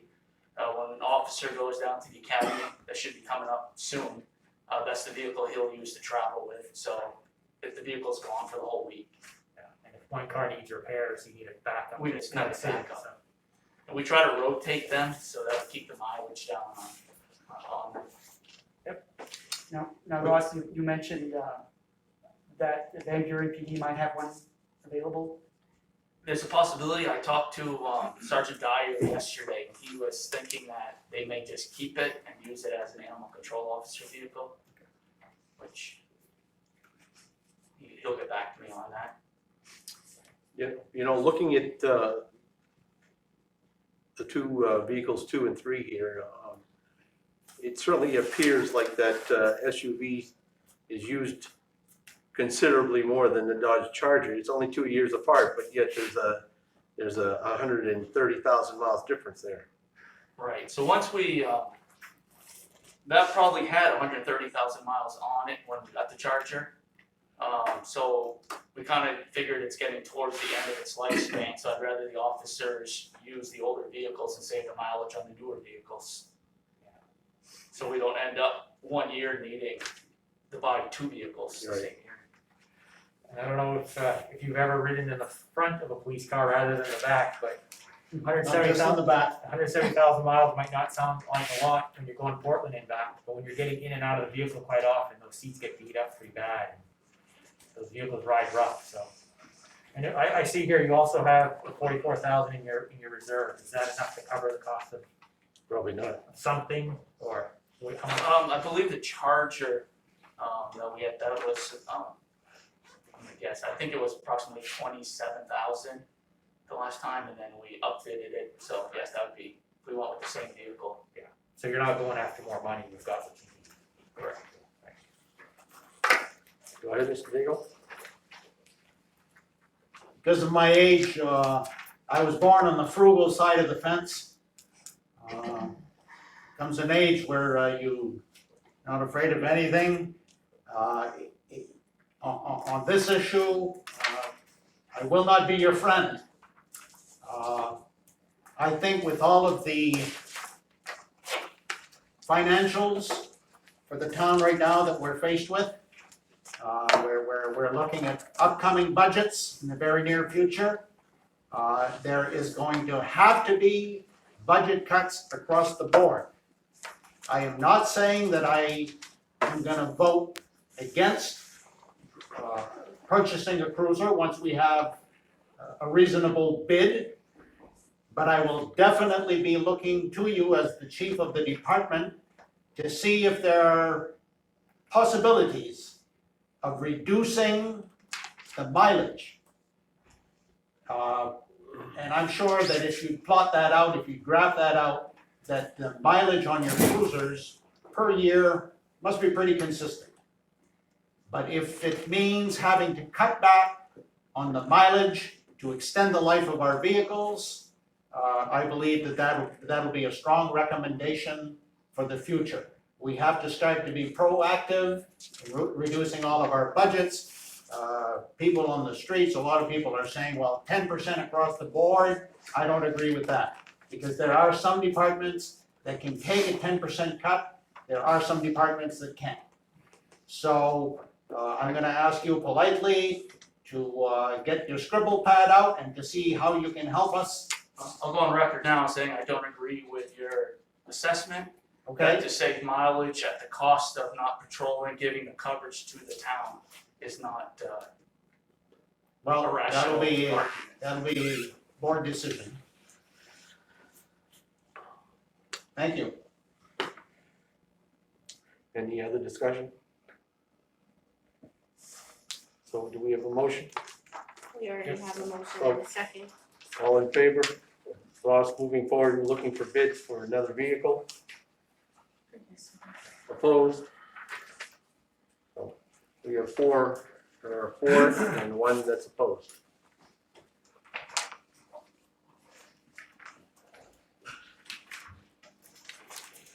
Article 10, to consider executive session for personal matters per 1 mrsa subsection 4056A. Do I have a motion? I make a motion, well, if I may, Mr. Chairman, I've done extensive research. We are not, because of the email, and now I am at liberty, according to the MMA manual, to mention the names, the positions of the people involved, seeing that they have submitted to the board in writing their desire to have this in open session. Mr. Picard, am I correct with this? You are correct. Okay.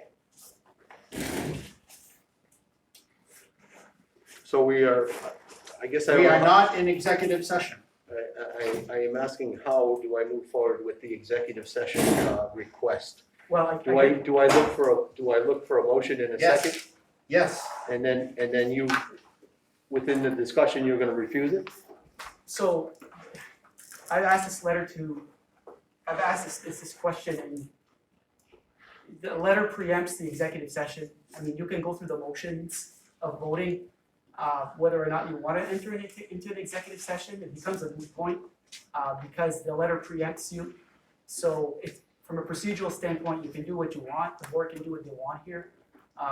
But in essence, what's going to happen is, it's going to be an open session, regardless of however the board decides to take the article. I think before you have to decide which of the two employees are going to be part of the first and second executive session.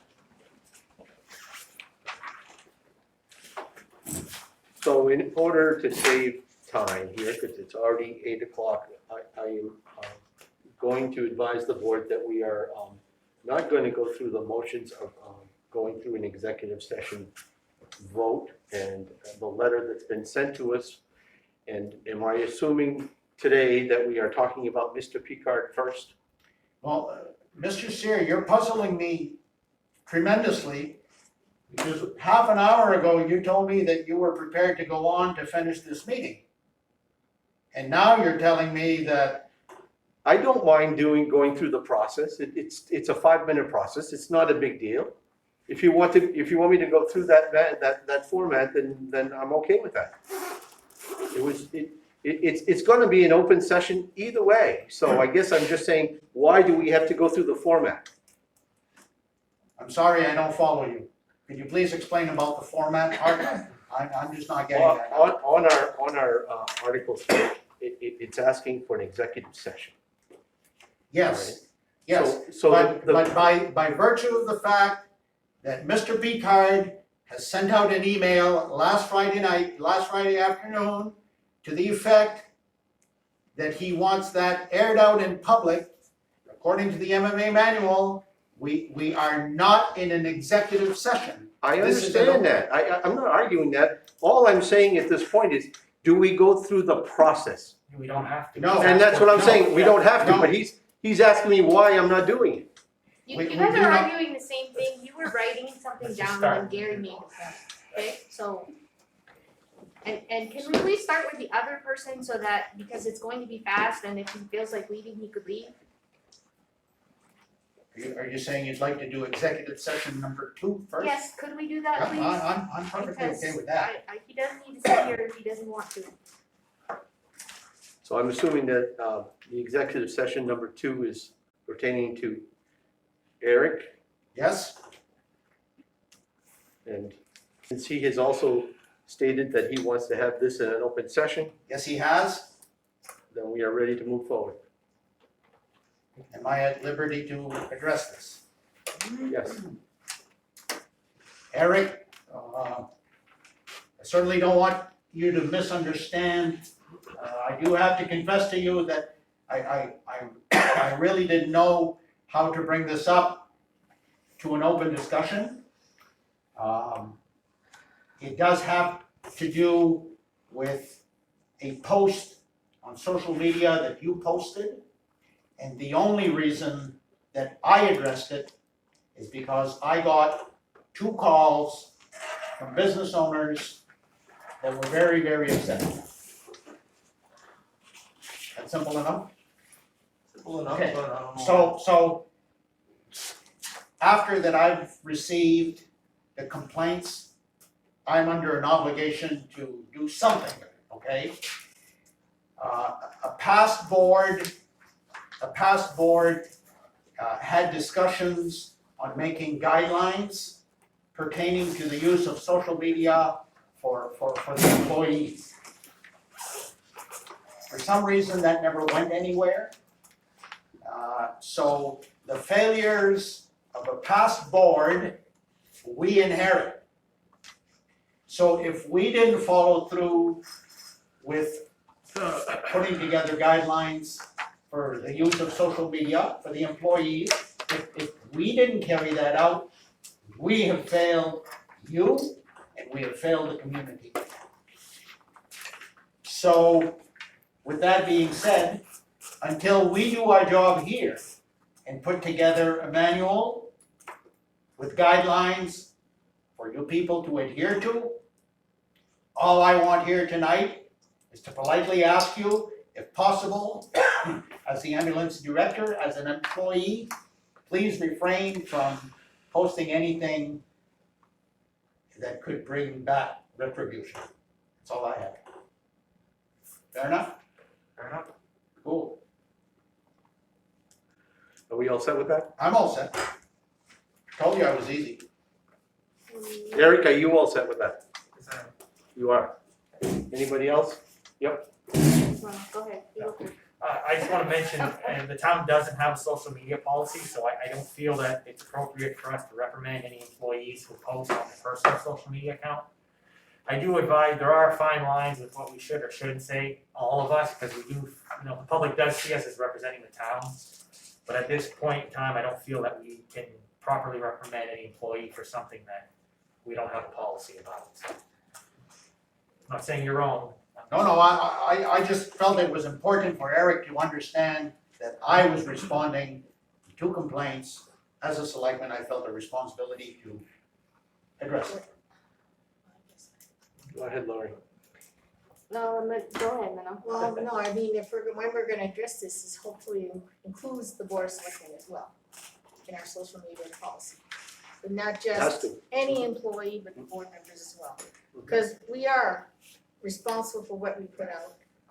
Expect feedback, negative, whatever. It's important that we represent the town, that we do it.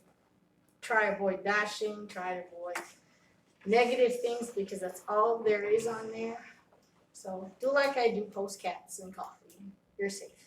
Or off. That works very well. Yes, it does. Well, it works the same if you're looking at his. Pardon? Can I- Go ahead, Lori. Okay, so I wanna, this is not exactly pertaining to you, it's the whole situation here. I wanna set the record straight about this as I come into what I wanna say for him, but somebody asked me last week why I was supporting Dan in these executive sessions, and I just wanna point out that in the beginning of our whole thing, and this goes back to what Dan just said about not following through.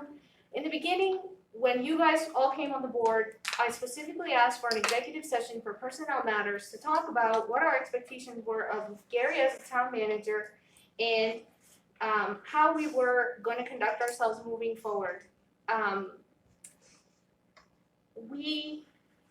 When Dan brought this to me and started talking to me about this and he was upset and I saw his post on social media, which I don't think is any better than anyone else's, and I think those standards that we hold for our employees, we absolutely have to try to follow ourselves and lead by example. I said, these are not things for Facebook, these are things to take up with a person in private. So in his attempt to take it up in private, it came out as a disciplinary executive session.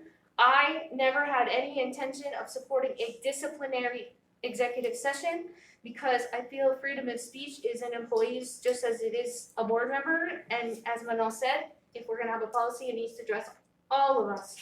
The other thing, I just wanna make a point for future reference that according to the book and the law that we're always being told we should follow, the town manager plan tells us that as board members, we have one employee, and that is the town manager, and any discipline or issues with the employees that are under him go through the town manager.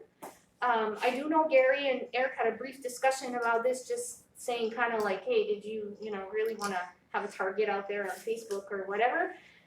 So for future, I am just saying that I am opposed to any type of disciplinary action with any employee unless it's, the town manager himself, because this board has to remain neutral. There is an appeal process in the employee handbook that the board gets to decide that they can come with a grievance. And if we start getting involved in disciplinary actions with town employees, that takes that grievance process away from them. And so I just need to make that a point that, this is not the right thing to do. This Well, I openly encroachment. admitted No, I know, to I know, Eric that I didn't know You didn't what know, I channel to, and I know. and Sometimes I just a hope, personal discussion is easy, okay, easy. You know what else could have worked?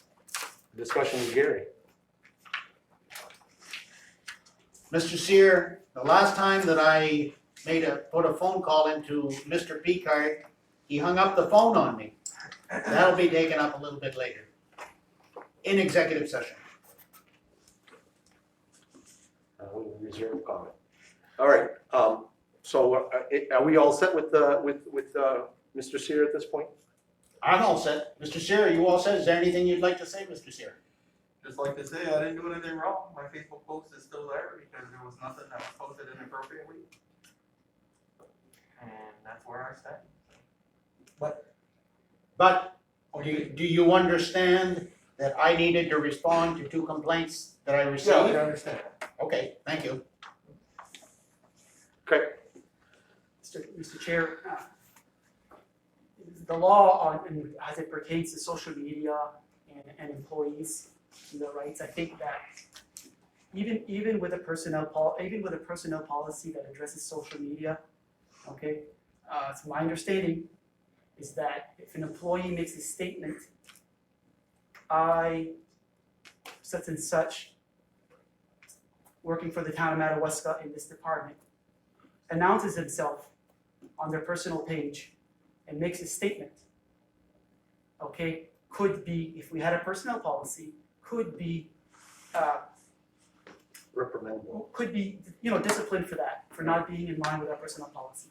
I don't believe right now that if somebody who uses their personal Facebook post, okay, when they make an announcement or a post on social media, okay, if they don't announce themselves as the town employee,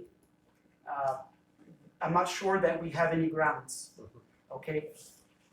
It would be, I think that in our personnel policy, we would ask, when we do get to social media and putting some safeguards in place, some reasonable guidelines in place for the benefit of our employees in this board, that we would ask our employees, okay, if posting on social media for topics that may be related to town business, that they declare that they're not speaking they don't make representations on behalf of the town, but themselves. So that we can delineate from a legal perspective, the difference between a personal post and a post speaking on behalf of the town. And I think that would protect the employee and it would protect the town. So, that's all I have. Hopefully, we're gonna make our way there. Or never getting there. Okay, We're never getting there. Tuesday. All right, so at this point, we're on to Article. Mr. Chairman, it's 8:00. I'd like to know if the rest of the board, because some of this could take some time. I am not in favor myself of going on unless the rest of the board wants to go on. But if we go at it, we're going to the end. Well, I am in favor of going through this process at this point. I'm ready to go forward, so does anybody else have any thoughts or feelings about that? I personally want to get this over with, as I'm sure Gary does. I mean, this is out there, I think this is out there. You know, to close it back up and go home is not fair to him unless, you know, Yep, that's so what he wants to do. then let's move forward. I have an addition, I have something under, you asked me if I hold off till other business rather than in public participation.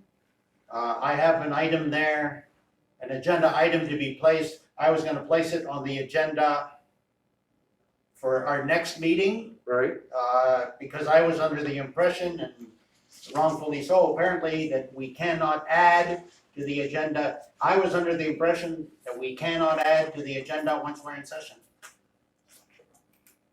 And I don't know if I can add this to this session to deal with everything, or if we need to. does this matter refer to the same person as we Yes. discussed a while ago? Yes, Did we not accept that theory that it is the same person? So it does. So why do you think you need another article to add to this? We're talking about the same individual. yes, but it's a totally different situation. Not related to the two others. So I don't know if it's acceptable to bring that on the table. I don't know if that's legal. Do I have opinions from the board? I mean, I would say. No, I will not accept an opinion from the board. The only thing, I'll need to see it in the manual where we are given that authority before we find ourselves in a legal pickle here.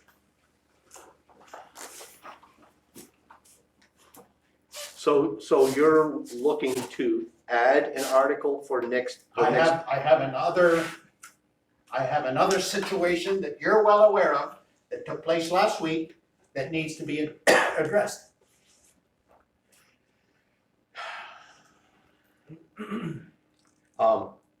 Again, I feel as if we're dealing with the same individual, just different situations. I don't see that this needs to be carried beyond this meeting. And We need verification before this turns on the board or on me personally. So can I say something? We're not going into executive session, so we don't have to be specific about what we're talking about. This is discussion in open session. So in that case, you're not restricted on what you can talk about. So I would start at the top of your list, work your way down.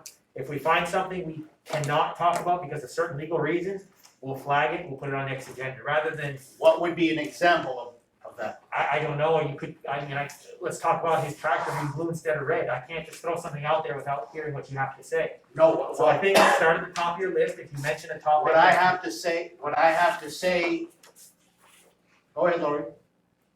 Listen, you never told them what you wanted to talk about to begin with. So Gary's sitting there having no idea what you want to talk to him about.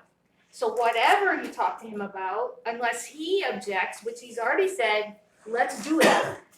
You're 100% correct. He doesn't even know, so Okay, well, why does it matter? well, you're correct.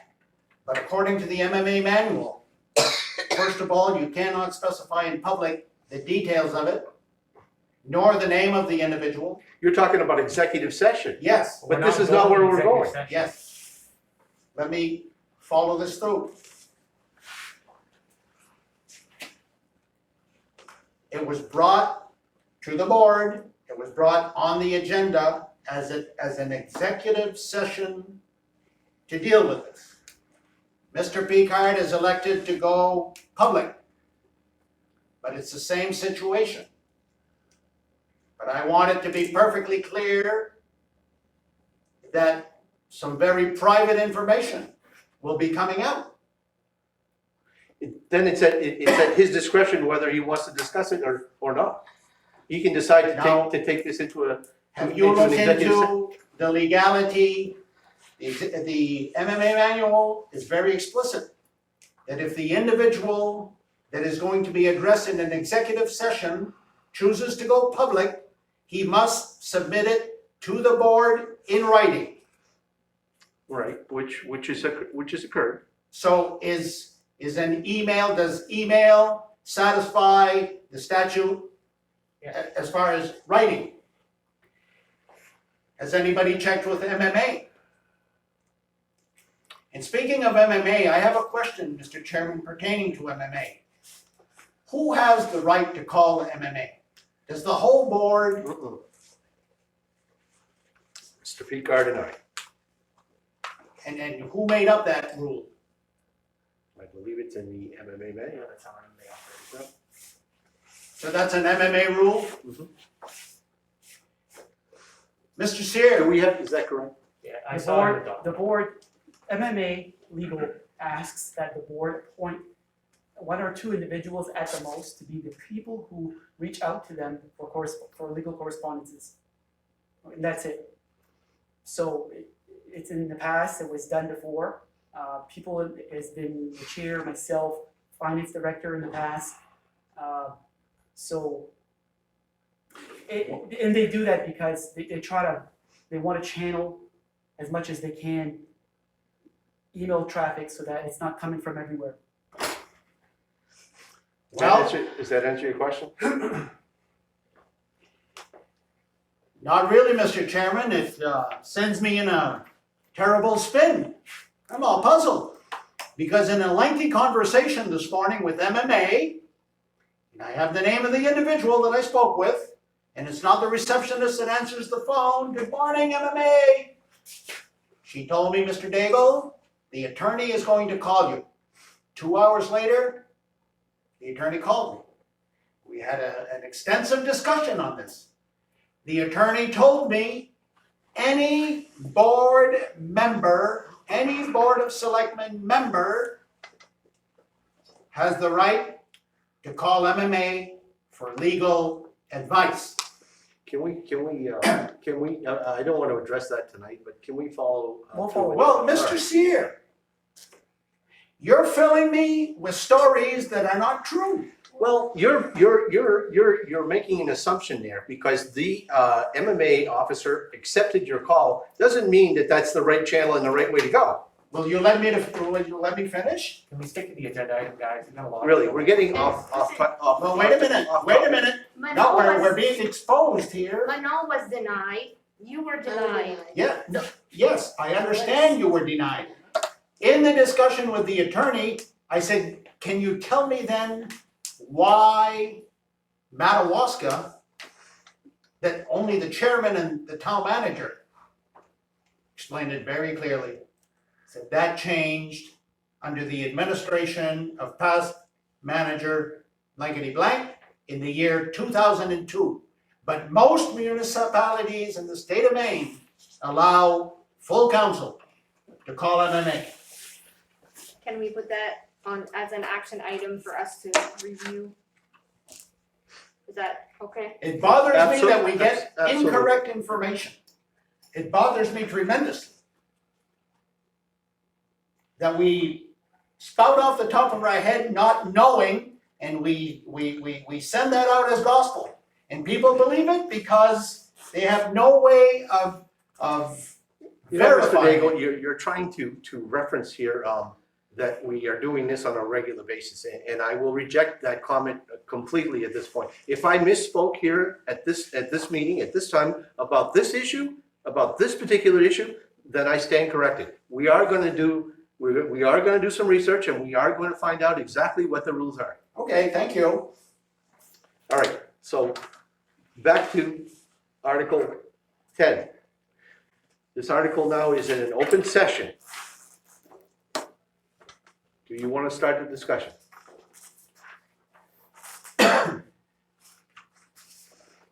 Yeah, This pertains to Mr. Picard, I am assuming.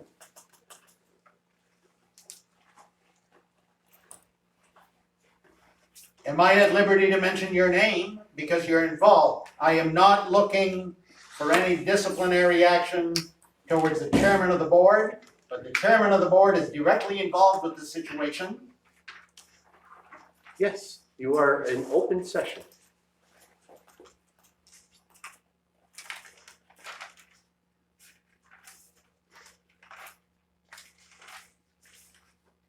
Mr. Cousin, you got me all mixed up in my notes there. Give me a second, please.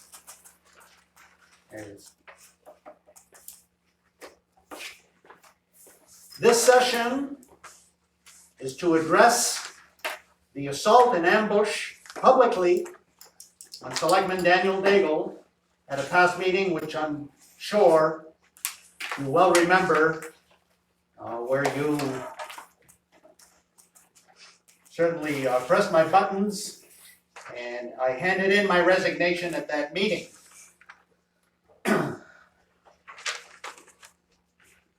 Mr. Chairman, since you carried out this pre-planned public humiliation of a fellow selectman in violation of the Town of Madawaska Board of Select People's bylaws, as well as the MMA manual. Bylaws Section 11 of Board Conduct and the MMA handbook allowing the individual the right to an executive session. What you carried out there on that night completely fit the bill to be done in an executive session, but you chose to do it out in public with no second thought about it. Well, that information was already out to the public. You had already put it out there. Put what out there? That text, All right, that text was okay. already out there. Everybody, you left it out there for everybody to see. So all I did is I repeated what you wrote. Okay, Nothing more, nothing less. okay. In your planned assault, you condemned 3 Facebook posts of mine with no grounds, with no policy in place forbidding me to do so. And you flagrantly made a public spectacle of me in an attempt to publicly shame, chide, and embarrass me and humiliate me in public, verified by the video. This was confirmed by Town Manager Picard's pre-rehearsed speech that when I left the meeting after handing in my resignation, Town Manager Picard gave out his little pre-rehearsed speech following your ambush. This was confirmed by the mysterious rising up of 3 department heads, Chief Ross Dubois, Ambulance Director Eric Sear, and Fire Chief Jim Susi, praising Gary Picard's administration. In an attempt to confirm my suspicions, I questioned one other select person. The conversation from the night of the assault went from, and I quote, it's in here, and I quote, "I had no idea that he was going to do this." You know, was Mr. on the- Daigle, if I could stop you. No, you're not. No, I have the floor, sir.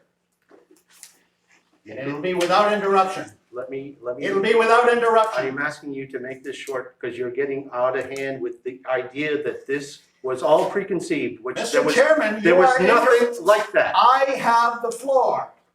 and it'll be as long as the clock requires, because I I addressed am the this. chair, and I will decide. I had asked you 10 minutes ago if you wanted to continue the meeting, and you said, yes, we are gonna get through this. So we are gonna get through this, and at the moment, I have the floor, and Mr. Chairman, you are out of order. Point of order, you are out of order. I have the floor. The conversation on November 13 went from I had no idea that he was going to do this, speaking of you. On November 18, it's in here. We all three knew he was going to do this. He spoke to all three of us on Thursday. Nice. And some wonder why the levels of trust are shallow. On November 24, when I started to speak to the same selectmen about disciplining certain individuals, that individual conversation turns to, I can't support disciplinary action on something that I participated in. So we go from I had no idea to I participated. But that's neither here nor there. Mr. Daigle, I'm looking for something here that I can understand where you're going with this, because as far as I can tell I right am now, painting the picture for you, Mr. you're Seeley. painting the wrong picture. No, well, There I is have no- the floor. Point of order, sir. Point of order. Secondly, town manager Gary Picard, which was the basis of my post, where he refused to greet the Honorable Senator Susan Collins on her last visit, her visit to Madawaska, the very last visit of her campaign trail, by hiding behind this manual right here, the ICMA Code of Ethics. This is what we were given as a reason why he couldn't come out to greet Susan Collins. I would like to point out that Susan Collins was instrumental in funneling $200 million to this community for the project of the new international bridge. And the town manager was telling us that this code of ethics would not allow him to come greet Susan Collins. Chairman Doug Sear painted out this picture that Susan Collins, lady that works for her out of her office in Presque Isle, she was in direct communication with him. She was also in direct communication with Dan Daigle. I have all the emails. 3 separate phone calls that she gave me telling me what was taking place. What she told me is totally contrary to what Chairman of the Board has told us. Further investigation revealed the following. The town of Fort Kent, which is bound by this very same ICMA Code of Ethics, same code, the personable, respectable town manager Susie Purdy and police chief Tom Pelletier were both very happy to walk with Senator Susan Collins down their main street. My conclusion is this: the Facebook posts, you had no grounds to attack me the way you did. You have violated my rights to free speech. You have violated the Select Person's Handbook on the Board of Conduct, the both of you. You have violated my rights, the both of you, to an executive session, which is very serious as a public employee. And I hope you understand that. There will be consequences to that.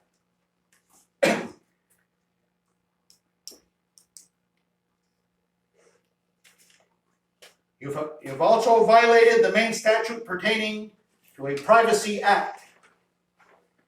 Elected officials are not covered under main statute, under the Main Torts Claim Act. Should a civil suit be brought against you, You are on your own. Check out the manual. The elected officials are not at the same level as an employee, for example, as town manager. In a court of law, according to legal counsel, the judge would be looking for intent. Intent is what he's looking for. The intent to hurt, to harm, to humiliate, to embarrass, to which we are of the opinion that you have met these perfectly well. Secondly, this was supported by a pre-planned rehearsed speech by town manager Gary Picard. Because of your knowledge of the going-ons, which has been verified by a third selectman, the intent was there. You as well, once intent is proved in a court of law, are not covered by town attorneys or town funds. You are on your own. You, Mr. Picard, in contrast to Doug Sear, have opened up the town of Madawaska to yet another civil lawsuit. Read the MMA handbook. Read on page 182, 183, 184, 185. Very clear. If I understand it, you should be able to. If you read on page 187, failure to reappoint with the evidence and testimony given by strict legal opinion cited the MMA manual. This board is advised, based on case law, to act promptly and early in a situation where disciplinary action is warranted. The accused are entitled to due process. To discuss, to counter, or to question is now your privilege. This board will be faced to take a vote, to take disciplinary action by way of placing a letter of discipline in your personnel file to the effect that you have violated a universally accepted code of ethics becoming of a town manager, and has in so doing not met the expectations of the Board of Selectmen in the same realm. That's all I have on this one. Could you restate that last statement that you just made? The last line.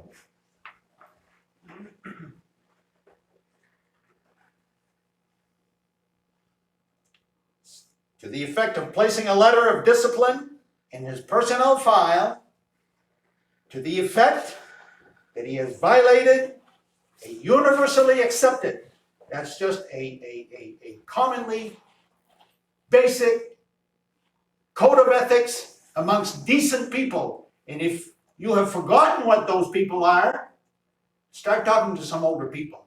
They'll educate you on that. We seem to have lost that in the world of today. All I'm asking is for you to restate that. He has violated a universally accepted code of ethics becoming of a town manager. And he, in so doing, not met the expectations of the board in this same realm or in this same arena. This board expects the town manager to conduct his business, if you will, at an acceptable level that the general public would deem to be acceptable. And these comments are coming from where? This universal acceptance you're picking this up from what? Where is that coming from? This is your It opinion? comes from my hollow head. All right, so it's your opinion. Yes, it is. Thank you. All right. So But I would ask each board member here, you want to air this out? You want to poke fun at this guy? You want to poke the sleeping bear? You just did, mister. Mano, Listen, you spoke your piece now. Start You to my spoke- left. You Jason, spoke your, Mr. Daigle, you said your piece. Now, let these board members talk. I'm not done. Yes, you were done. No, Yes, you just I made me never aware you were relinquished- done. I never relinquished the floor. Listen, Mr. Daigle, you just advised this board. Am I not correct that he said he was done? Yes. Thank you. Okay, All right, do we have any comments here at Well, this point? do we need that to be a motion that he wants us to discipline so Yes. that we second yes, and has to then be by way of have the motion. discussion? So this is just a motion to discuss, Yes, it's a motion to then discuss. I will motion for discussion. Do we have a second? I make a motion, He made the motion, she's seconding. Okay, discuss. so we've had the discussion. Is there any discussion? The MMA manual says that he has the opportunity of a rebuttal. Well, Do and we the rest of have the any board comments gets- now from the board members? Before I let Mr. Picard speak. Manal? Well, let me regroup and rethink here. It's a lot of information.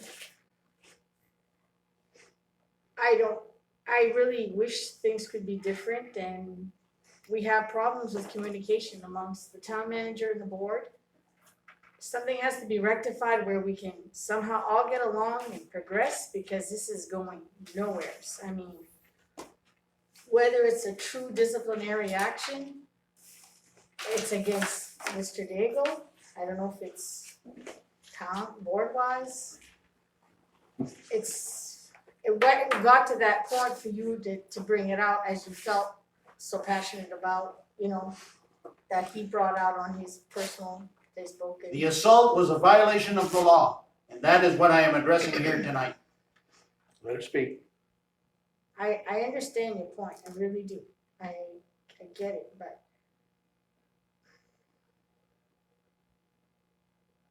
May I speak? No, she's thinking. well, Let I'm her speak, thinking, let her. Okay. you can go and you'll let me group my thinking in the meantime, and I'll interrupt if I have to. That's why we do this stuff. Oh, geez.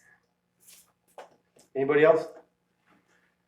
I mean, can I? Yep. So as you've obviously seen from all the other decisions I've made tonight, I go by facts, I go by black and white, I go by paper. And I've been taking notes of some of the things you're saying, and you know what? If you could show me the piece of paper with this acceptable code of ethics that was violated, I'll read it over.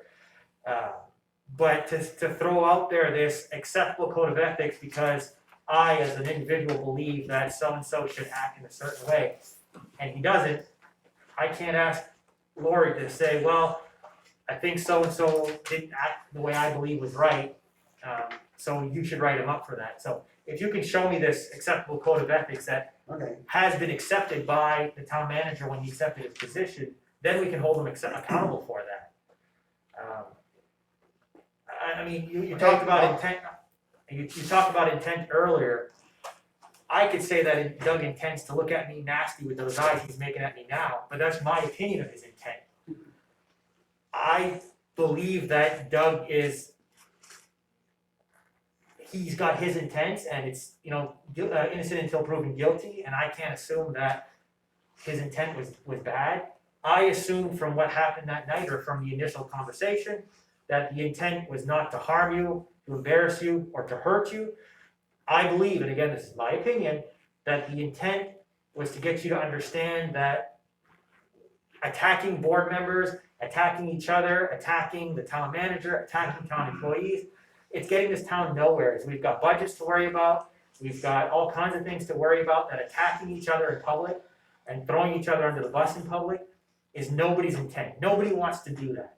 We all need to work together and believe that everybody here's intent is to work together. So the other option is, you talked about violating free speech and violating your rights.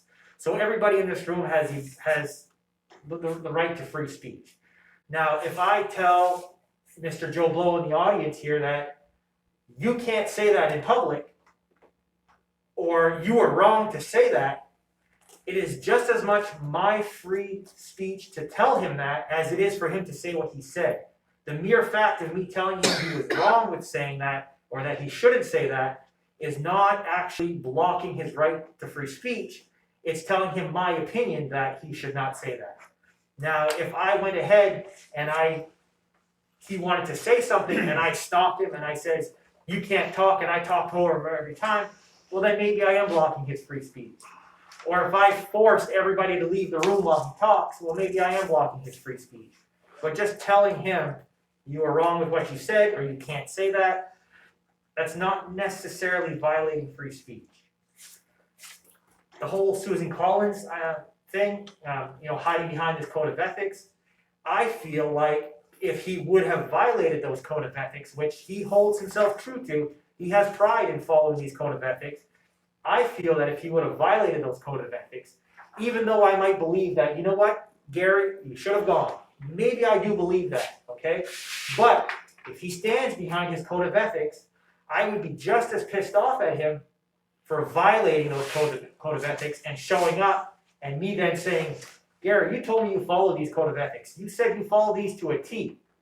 Why did you break this rule? So that's where I find it hard to say, even though I disagree that, hey, maybe he should have gone, or maybe we should have gone, or maybe other people should have gone, I do believe that we should have had presence there. I can't hold this man accountable for that because he followed the black and white document, which all of us have had a copy of, which he has stated, this is what I follow. I'm almost done. There's a lot of things that you have said, and I you know what? I don't disagree with everything, but I cannot reprimand somebody without a black and white, this is what he violated, and not just as a board of selectmen, I'm allowed an executive session. All the research that I have done, and please show me the documentation where I'm wrong, is as board of selectmen, we are not granted that right to have executive sessions. We're not even supposed to call each other out saying, Lori, you did this wrong at the last meeting, unless it's clearly identified in a document saying we can't do this as a board. So as far as saying that we violated your right to an executive session, I've never seen anywhere where a board of selectmen is actually allotted that thing. So So the MMA manual. before you continue, I'd like you to look at your approach to everything, and instead of saying, Laura, you told me this, or I know you told me that, or Jason, you said this, let's stop throwing each other under the bus. Let's stop trying to make this huge deal out of everything. Let's deal with actual black and white facts of things that were violated, things that were done wrong, and then I'll gladly look them over and say, yep, let's do something about that. So I'm not saying you're wrong in everything you're saying. I'm just saying when you approach us with stuff like he violated this, yep, make sure it's not just an opinion where I think okay, this, that we have the legal documentation. Mr. Daigle, you had the floor a while ago. Let the other board members Well, speak. he asked him a question to find something and you found it. Is that Yes. what you're trying to do? yes, I'll wait. and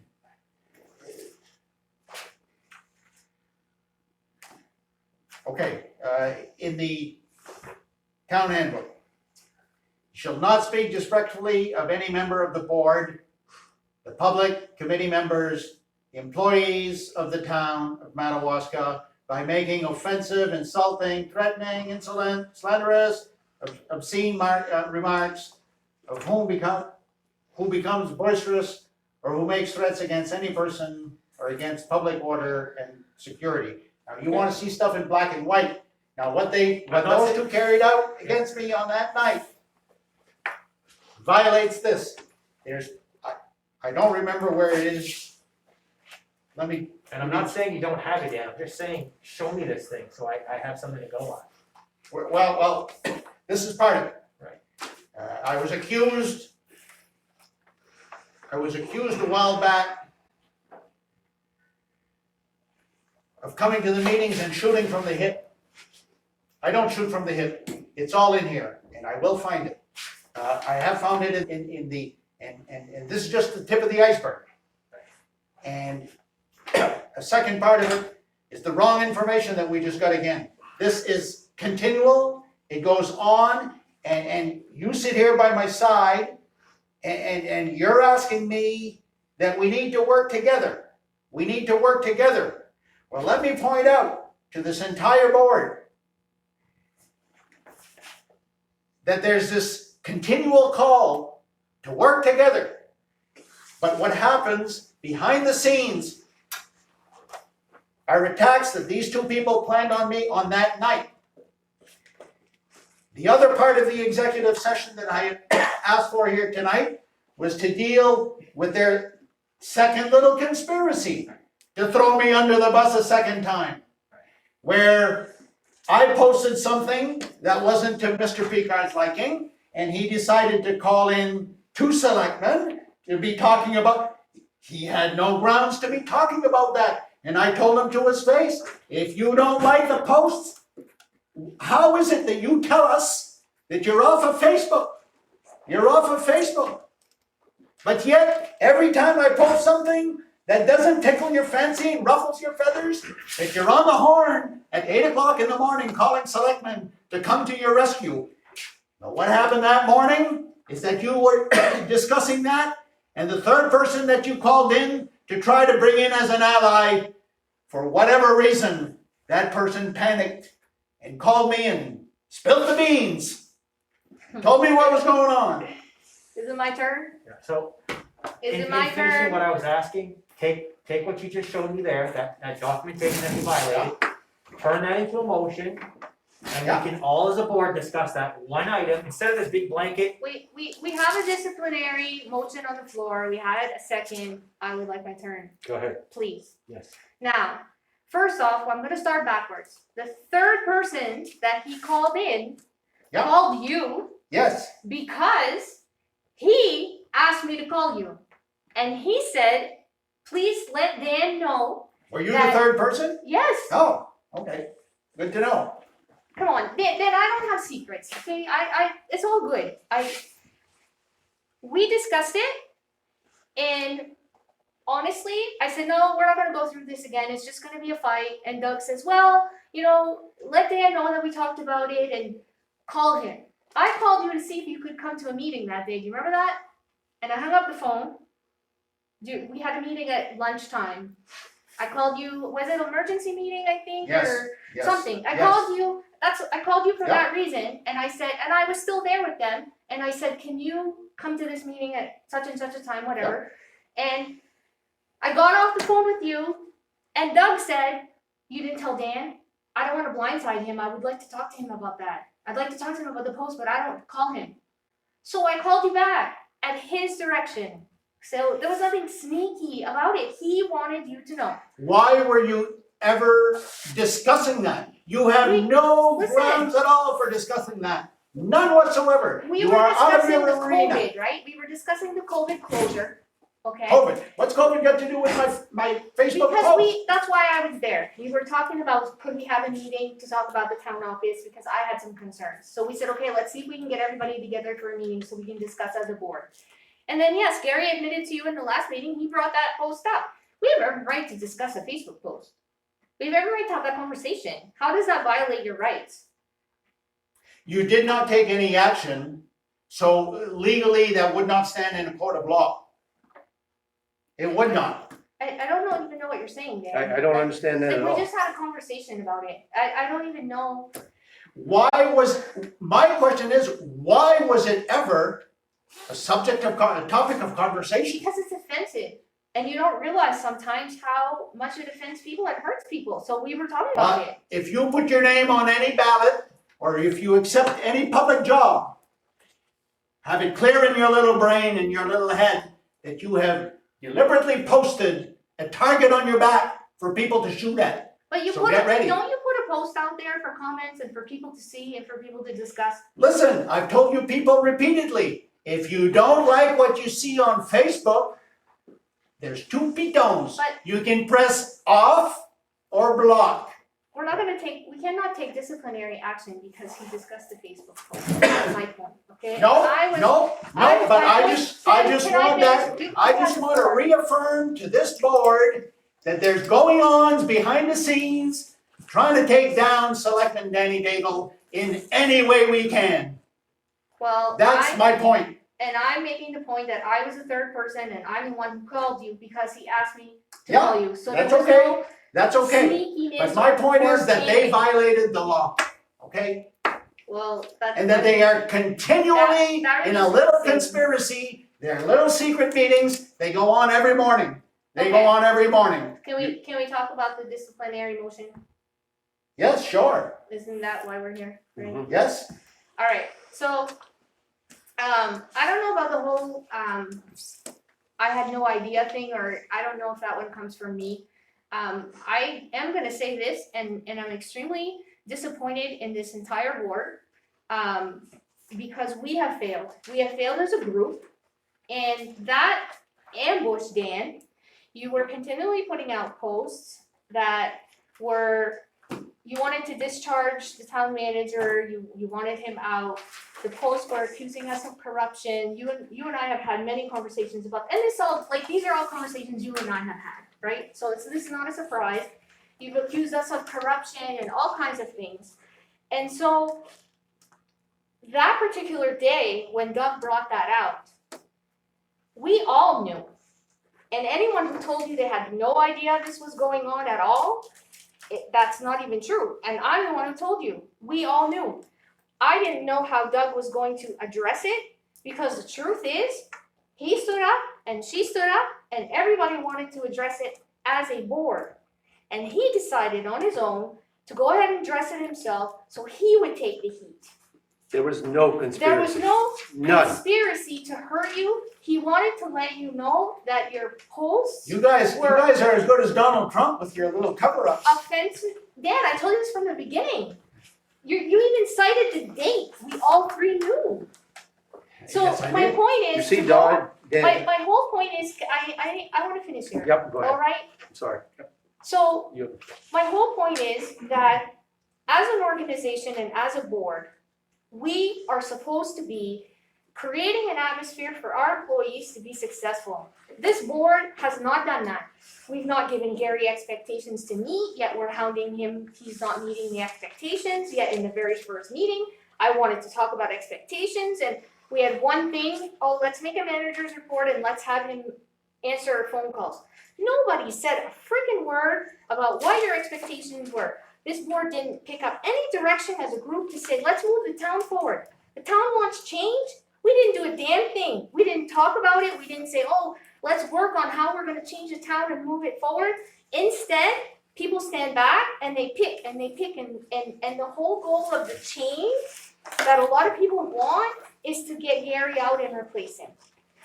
I don't even know how, as a board, we think we can be successful if we can't even work as a group, and how can we make our employees successful, and how can we expect any employee to be successful? That whole speech that he gave at the end of that meeting was allowed. He was given the floor by the chair, and the three of us sat there and let him do it. So there's no way I'm going to step up and try to vote to discipline him for something that we allowed. You want to be pissed at us, you want to throw stuff at me, you can do all of that, but you're not going to discipline an employee for something his boss has allowed him to do and support it, because this was causing a lot of problems within the organization. And then as far as the other three people standing up, I had asked for specifically Ross to be there because we were discussing the enforcement of COVID masks, and he wasn't coming to that meeting, and I asked Eric, could you please have Ross come in case we have to talk about enforcement? I would like to talk to him about it, okay? I don't know why Jim was there, and Eric was there to address us on that, there was an employee travel thing with COVID. And they never stood up and said they supported Gary. They stood up and said they supported the rest of the board that remained. So I just want to make that a point. I do not expect any employee to be badgered or abused or yelled at or screamed at. I've never had a boss that has been in my face all the time with a finger. I've had bosses that have said, what can I do to help? Show me what I can do. And that's the kind of person that I am, and I think it's my job to help him be successful, and if I can't do that, then it's on me. And I am not gonna give up on him until I have done everything I can do. And I'm sorry, but this board, like I said, we're not working together. We're not leading by example. We're not moving forward. I think Gary's a good administrator. Is he perfect? Absolutely not. Does he have issues? Him and I do not always get along, and in the beginning of this whole thing, I pretty much think if he could have kicked me out, he would have, but we're making it work. And he works every day, he shows up. I just, so no, I'm sorry, but once it's time to vote, I am not disciplining him for something that is our fault. I'm done, sorry. Manala, we had kind of been. Well, the only thing that I have to say is, when it came time to Senator Collins, I had no idea that you were not permitted to be part of it because of this association. When I talk about communication, this is what I mean. You could have spilled off an email, because I'm part of this, or I am not allowed permissible to participate. It saves, I was aggravated because I had no clue. So in the future, to save, communicate. It doesn't sound like much, shoot an email. And that saves a lot of problems, a lot of misunderstandings, and a lot of aggravation. For me, anyway. If I may, Before you start, Gary, I need to address Dan here.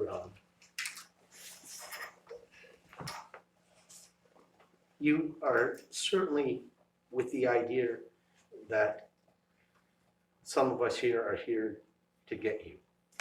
Well, your repeated little meetings and your assaults on me prove it. But you're assuming something here. You're assuming that listen to me, Oh. every time that we get together that we are talking about you. And that is not the case. It is the furthest from what we normally discuss. Normally, when I want to discuss something with you, I will bring it up to you. There's never a conspiracy here. We never talk directly about you, other than a night or two before I addressed you directly at our board meeting, which every one of these members here were after me to find out how we were going to address this issue that you had posted on social media that was really reprehensible. And they wanted us to have action. They wanted all of us to say something to you. They wanted to censure you. Could you not have done it in private, Just listen for a second. politely? It was on my own. Not a one knew what I was going to say. So when you say that this was planned and somebody knew what I was going to say, he didn't know, nor did he, nor did she, nor did she. Not a one other than myself. Because I knew how this was going to get dealt with. I knew what this was going to do. They didn't know what you were gonna say, but they knew what you were gonna do the exact same way as when I put it on the agenda, 10 and 11, to come here into executive session to discipline. Nobody knew Mr. what I Daigle, was gonna all say, but I'm they pointing knew out what to I you, was gonna all do. I'm pointing out to you is there was no conspiracy. There was no discussion No about conspiracy. at all. You're awesome. None of them knew a You're thing awesome. about what was going on. They came out and approved what this board was doing on their own. I never asked for any of them to be here. I never spoke to Gary about this, nor did Lori. She was after me that morning. How or what are we gonna say? Oh, you mean the department heads? Sorry, I lost you for a minute. No, I'm talking about the board itself and the department Mr. head. Chairman, Listen, I'm not stupid. I know that this is going. Mr. Chairman, the clock is going. I'm tired, I've been up since. No, put your little hammer away. Listen, No, you I'm spoke not a gonna while listen. ago. You I'm had not your gonna piece. listen. Yes, you did. No. I have the floor. Terminate this discussion. We're gonna Point of terminate order, discussion Mr. Daigle. here now, Mr. and we're gonna Daigle, move on Mr. to the Daigle, next. I have made you aware, there is no conspiracy. There was never any discussion. It was never brought up at all. She just testified that there was. Discussion about how, but not the way I did it. No, you did it. The way I did it. She was waiting for me to have something manifested for all of us to sign. We were all going to sign. Is this how it goes? They load the gun and they give it to you. The other one points it. They say, okay, he's in the sights. Pull the trigger. Mr. Daigle, you're making a show here. You're Not putting making a a show. show. I'm You are exposing putting the a show. facts. I'm I am exposing telling the you, facts. they wanted this censured. They wanted that's the process they wanted to go. That was the discussion. How I handled that issue. You have no grounds. You have no grounds. You have no grounds. Can I say something? Yep, go ahead. You say exposing the facts and making it, you're not making a show, you're just exposing the facts.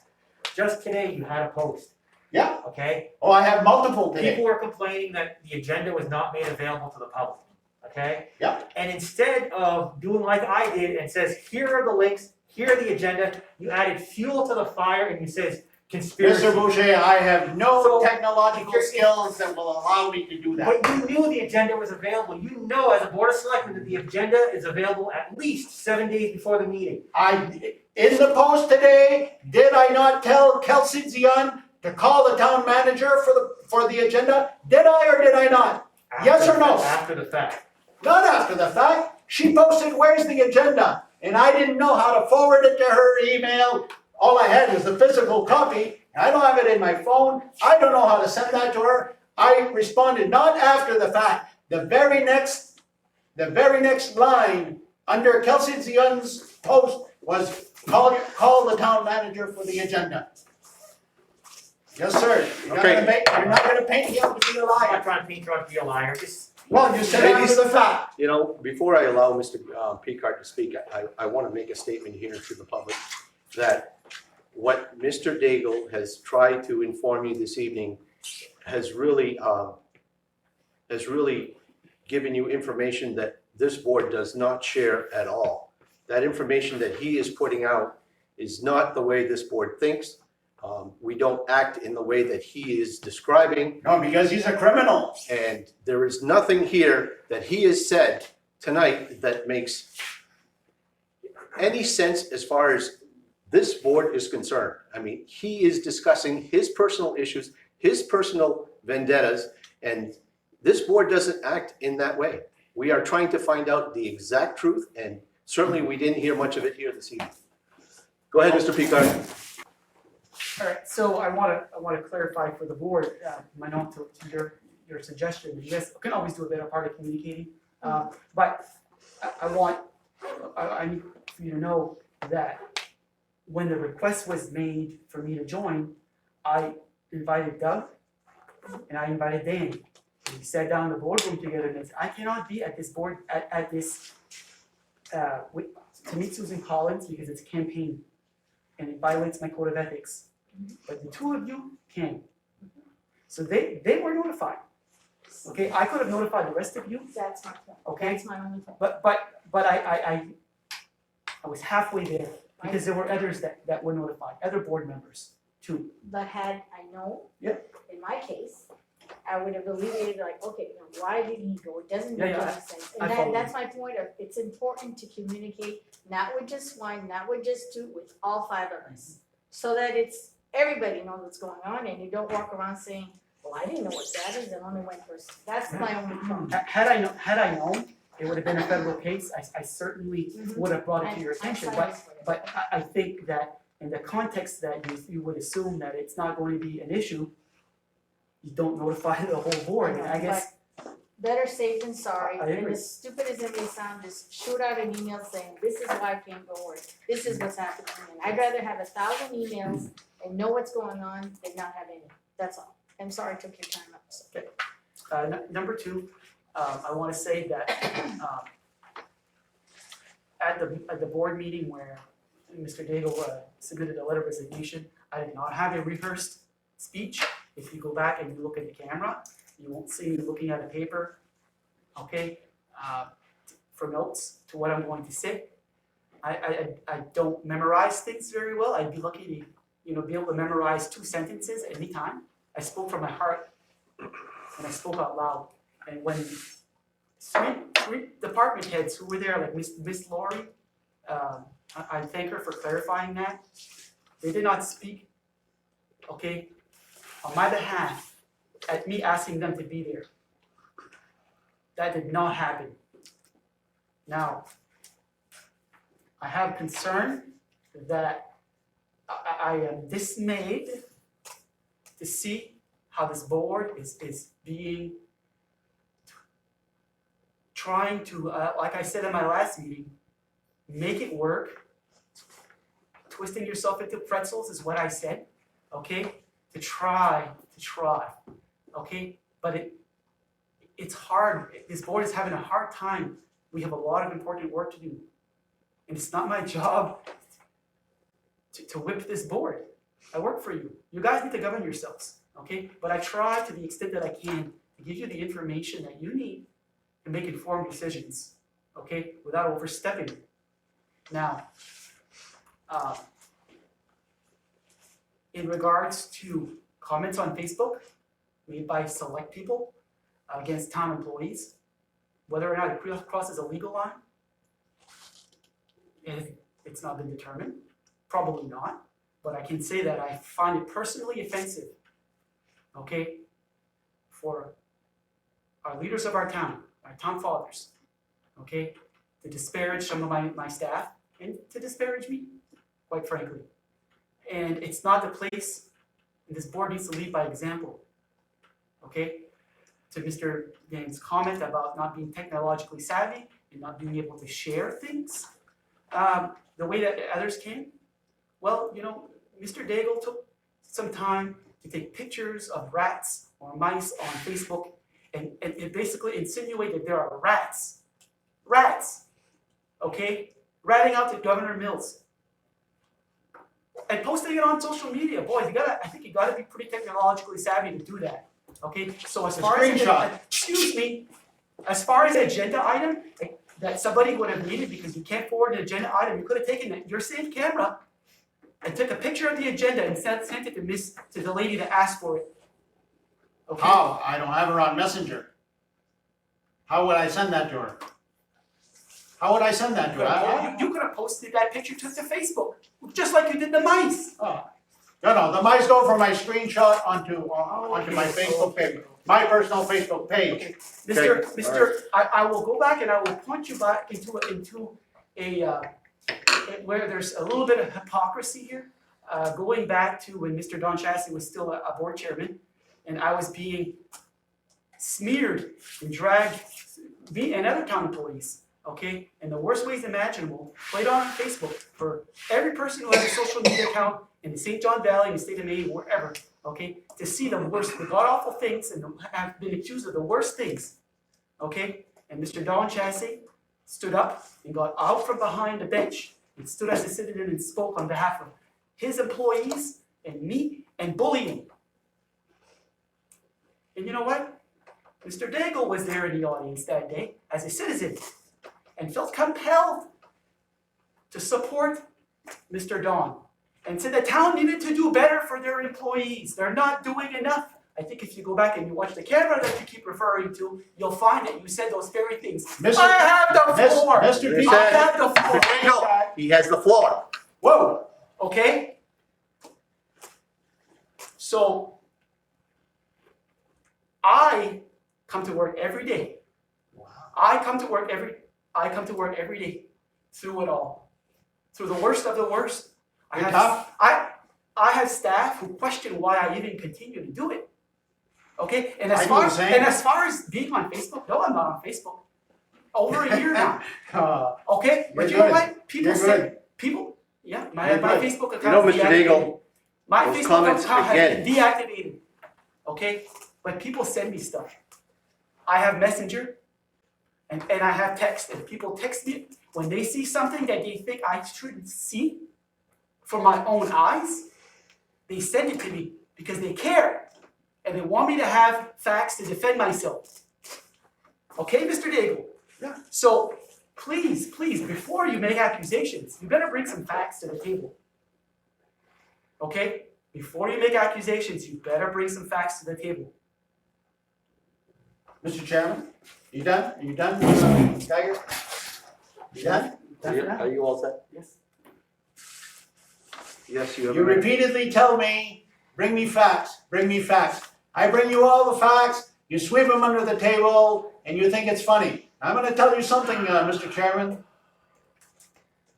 I have repeatedly tried to work some situations out, and I am continually fed a bunch of lies, and you expect the level of trust to be there, okay? So, I'm gonna ask you. Would you care to ask anybody on this board right now? I have the floor. Point of order. Who is Point of order. feeding you? Point of order. You know, Mr. Daigle, Point of order. You are out of order, Mr. Chairman. I have the floor. I will give you the floor for now. No. I have the floor Mr. presently. Daigle, These meetings are governed by Robert's Rules of Order. If you've never read the book, it would pay Mr. you well. Daigle, It would serve you well to read Robert's Rules of Order. I have the floor and I'm addressing you, Mr. Chairman, at the moment. I am gonna ask you, Chairman, to take a vote, and obviously I know what the outcome is, but let's just go through the formality, and I'm gonna address my last issue here tonight of disciplinary action on Mr. Picard for another issue, but could we put this one to rest because it's going nowhere? I bring the facts, I get lied to, so could you please take a vote and let's get to the other one. There's some people here that are tired. My daughter's about to fall asleep on her chair. So please take a vote and let's get this one behind us. and We are go to the at a next point one. of voting whether we are going to discipline Mr. Picard for what Mr. Daigle has described. Can I have a vote at this time? Do we agree to discipline Mr. Picard? Does anybody vote in favor? I make a motion to discipline him. You did make the motion, Manuel seconded. Okay. So we just need to vote. All right, so you need to vote on it. That's what I'm asking for right now. I'm asking for the vote. Does anybody agree to discipline Yes, Mr. Picard? I do. All Okay. those opposed? And those that are Those opposed? opposed? Okay, thank you. The next one, So we had, motion carried, 4-1. you Like did vote usual. for, No, I voted. against, okay, Yes. okay. I wasn't sure because I didn't see it. Oh, yes, sorry. Thank you, very good. Okay, the next one. Last week, you're well aware of the situation, the two of you spent an entire day on this. Mr. Picard allowed town equipment, a payloader and 2 trucks. I've got it all on video in here again, but no, Mr. Daigle's a liar. Mr. Daigle's a liar, he doesn't bring any facts. I have all the video in here. So I just sat in my truck watching this, and Mr. Picard was within 100 feet of me. I took my phone and I said, I would like an explanation as to why there's 2 town trucks and a payloader removing snow out of a private parking lot that you have no business in. And he said, I don't have time for your nonsense, and if you don't like it, you call the chairman. Bang, he hung up the phone on me. That is insubordination, and if this board does not support disciplinary action for insubordination for a town manager to hang up the phone when a town selectman is informing him of illegal activity. They were dumping snow, they've been dumping snow on that property since November 12. And they were notified on January 5 saying, well, they weren't aware. Mr. Picard is the one that signed off on the contract. He lies to a selectman, says, well, the town has first options to buy that. Not true. The family, a very close family relative, holds a letter of first refusal from Gary Picard, but yet he tells a board member, we have first dibs on that property anyway. Then he says, well, we weren't aware that the contract was expired. It was voted on at a Board of Selectmen meeting. He tries to cover by saying that Kevin Doobie was not aware that the contract had expired, but yet Kevin Doobie was at the meeting where they voted not to continue the contract that had been good for many, many years, but yet, again, a personal vendetta, but Mr. Daigle's half crazy, and it's a conspiracy theory but Mr. Picard thought he was gonna put the stick to the Daigle family, and it will, in effect, penalize the LaJoie Funeral Home in not having that parking area cleaned off like it was for years and years in exchange for the tax. It was an agreement, a contract that was standing for over 20 years. And Mr. Picard all of a sudden decides that this is no good for the town anymore and it's not a worthwhile venture. And now with the pickle park out in front of Daigle Oil, we're gonna need, we're gonna have one of the deciding factors for that pickle park was we're gonna have ice sculptures in the winter and thousands of people are gonna come. Is that this weekend or next weekend, the ice sculptures? Oh, they're not coming? Oh, okay. Are you giving him the floor now? No, I'm not done. Well, you were asking him a question. That's a yes or no. That's not giving him the floor. No. Really?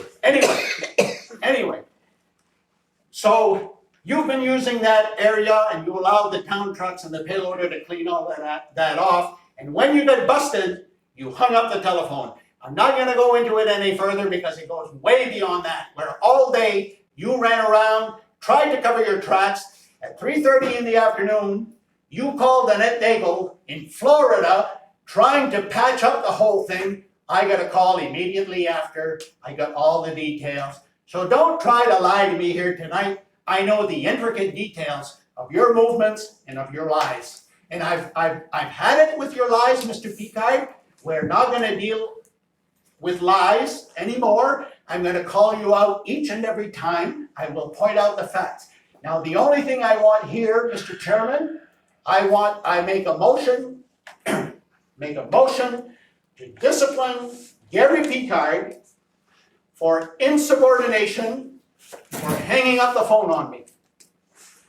Do we have a second? I will ask for the second. Thank you. I second. Any further discussion? Mr. Picard. Okay, so I would love to hear your facts of the conversation with the owner of the parking lot. I mean, please share them with the board. I'm okay with you sharing them with the board. If there's a big cover up, please explain it to them because I am deserving of your disciplinary action. And I think that they should know what it is. What is it that I said and did? What's the cover up, to cover my ass? Please explain it to them. Are we not dealing here specifically with insubordination of the town manager hanging up on one of his supervisors? That is the issue here right now. The discussion about what took place in the parking lot, as a matter of fact, Mr. Chairman, I ask for you to put that discussion immediately, right now, on the agenda for next board meeting. The discussions and the details on the parking lot, that they not only pushed a whole bunch of town snow from between the funeral home and the town office for a period of a month and a half, that they pushed all of that snow onto private property with no permission to do so. And a month and a half later, they decide to go clean it up with town equipment on private property, and not only to pick up what the town has put there, but Liza Lajoie, who had permission from landowner Annette Daigle, who now is in Florida. Liza Lajoie had permission from Annette Daigle to hire an independent contractor to plow and gravel a short section behind the funeral home. So for a month and a half, not only the town of Madawaska taking all their snow and going to dump it on a private parking lot without permission, but they also took all the snow that the independent contractor who had mounted his snow with the town snow, the town, out of the kindness of their heart, went and cleaned up that whole mess for the contractor. They cleaned the entire parking lot on private property with town equipment, which we all know is not an allowed function. But the issue at hand here, Mr. Chairman, right now, does not go into that arena. The issue at hand here is I understand. discipline. Let me finish. I You are out of order. The issue at hand, the motion on the floor is to discipline the town manager for insubordination, for hanging up the telephone on his boss. The motion has been seconded, and I look for a vote on this matter. Well, we have discussion. Well, I think we Okay. should discuss further, yeah. Yes, Mr. Yeah. Picard. So, again, I ask for, I stand accused, I stand for the fact, I wanna know what this board needs to know, Needs to know what? what the cover up is. What is it, the conversation that I had with. Mr. Picard, I just finished telling you, we're not dealing with that tonight. We're dealing with the insubordination. So I We're circulated, dealing with the insubordination, Mr. I have Picard. the floor. You have the floor. I circulated to the board just now, a while ago, okay, the town manager plan. And the town manager plan states that the board acts as a body. as a body. A board member cannot call the town manager and issue directives, nor yell at the town, at the town. I never yelled at you. I have the floor. You yelled at me on the phone, Dan. Okay? Oh. And you know what I did, Dan? You hung up the phone, that's what you It did. was an issue that you needed to take up with the board chair and the vice chair, and I directed that. I told you that, and I hung up the phone, and I called immediately the chair and the vice chair, and I informed them of what happened. And I also asked the staff to call the public works director to come over so we could cease working when we were not supposed to be working. Now,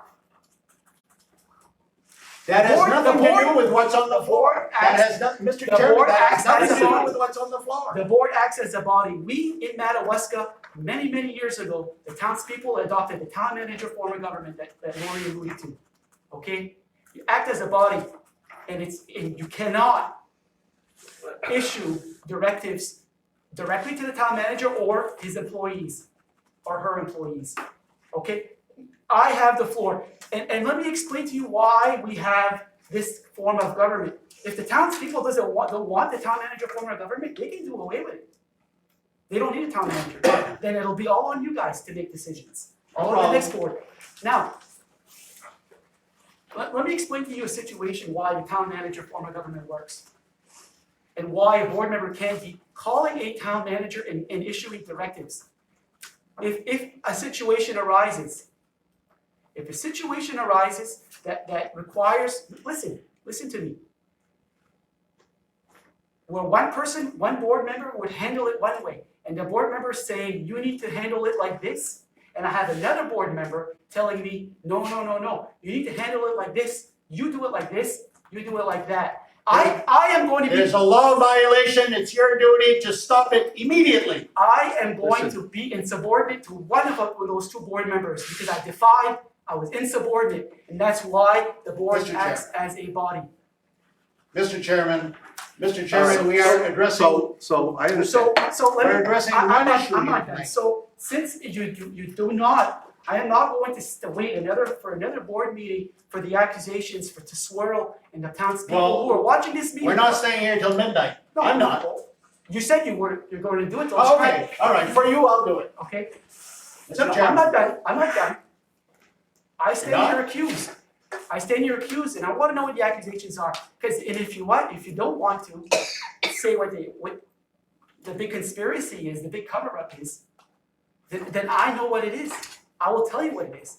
no, you'll know at the next meeting. No, we're going to talk about it right now. No, Yes, we you don't have are. time for that. Did you We're gonna tell? take care of the motion. Did you tell other board members that I tried to coerce the owner of that property into signing a backdated agreement to No. cover my ass? You were trying, Did we are addressing, we are addressing the matter on the floor, correct? Because Mr. Daigle, that would be egregious. That would be very wrong. Mr. Daigle, please, when I called Annette Daigle, Why did you call Annette Daigle? Why did you? Because you were guilty of piling a month and a half of snow on her property without any permission. That's why you called Annette Daigle. You were backpedaling. You called all of the selectmen. You called Doug immediately. You went down with Doug and Kevin Doobie behind the police station, we call it the police station because you were still in your diapers back then. We were playing in the jail downstairs there behind the town office. And you went down there with Doug Sear and Kevin Doobie. And then when I pulled up around, the first thing that the chairman tells me, he says, well, Dan, we measured, we just pasted it off and we're on our property. What are you talking about? Dad, I never said anything like that. I said we were measuring the property. And you said you certainly don't own that property down That's right, there. that's what I told you. That's exactly, and they ended there. You're on your property there. I'm not talking about it. Do So what you like why with your those property. comments that you're just making? Because that's what you told me. I just told you what I said. so Anyway. Mr. Chair, may I answer his question? What I was doing calling Annette Daigle? Yeah. What was the nature of the call? Call to apologize. Look, that's not the issue on the floor. No, That's I not asked the you a issue on the question, floor. and I called to apologize. And you know what, Right. Mr. Daigle?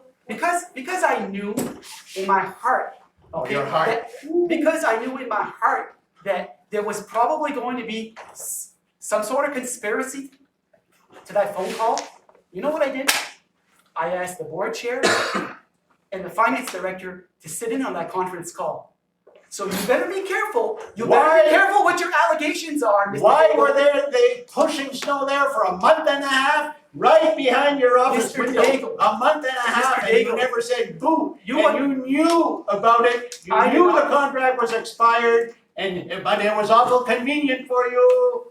And let's talk. No, I'm trying. Let's talk. Let's talk about the agreement. I'm not very pretty, but I ain't stupid. Let's talk about the agreement.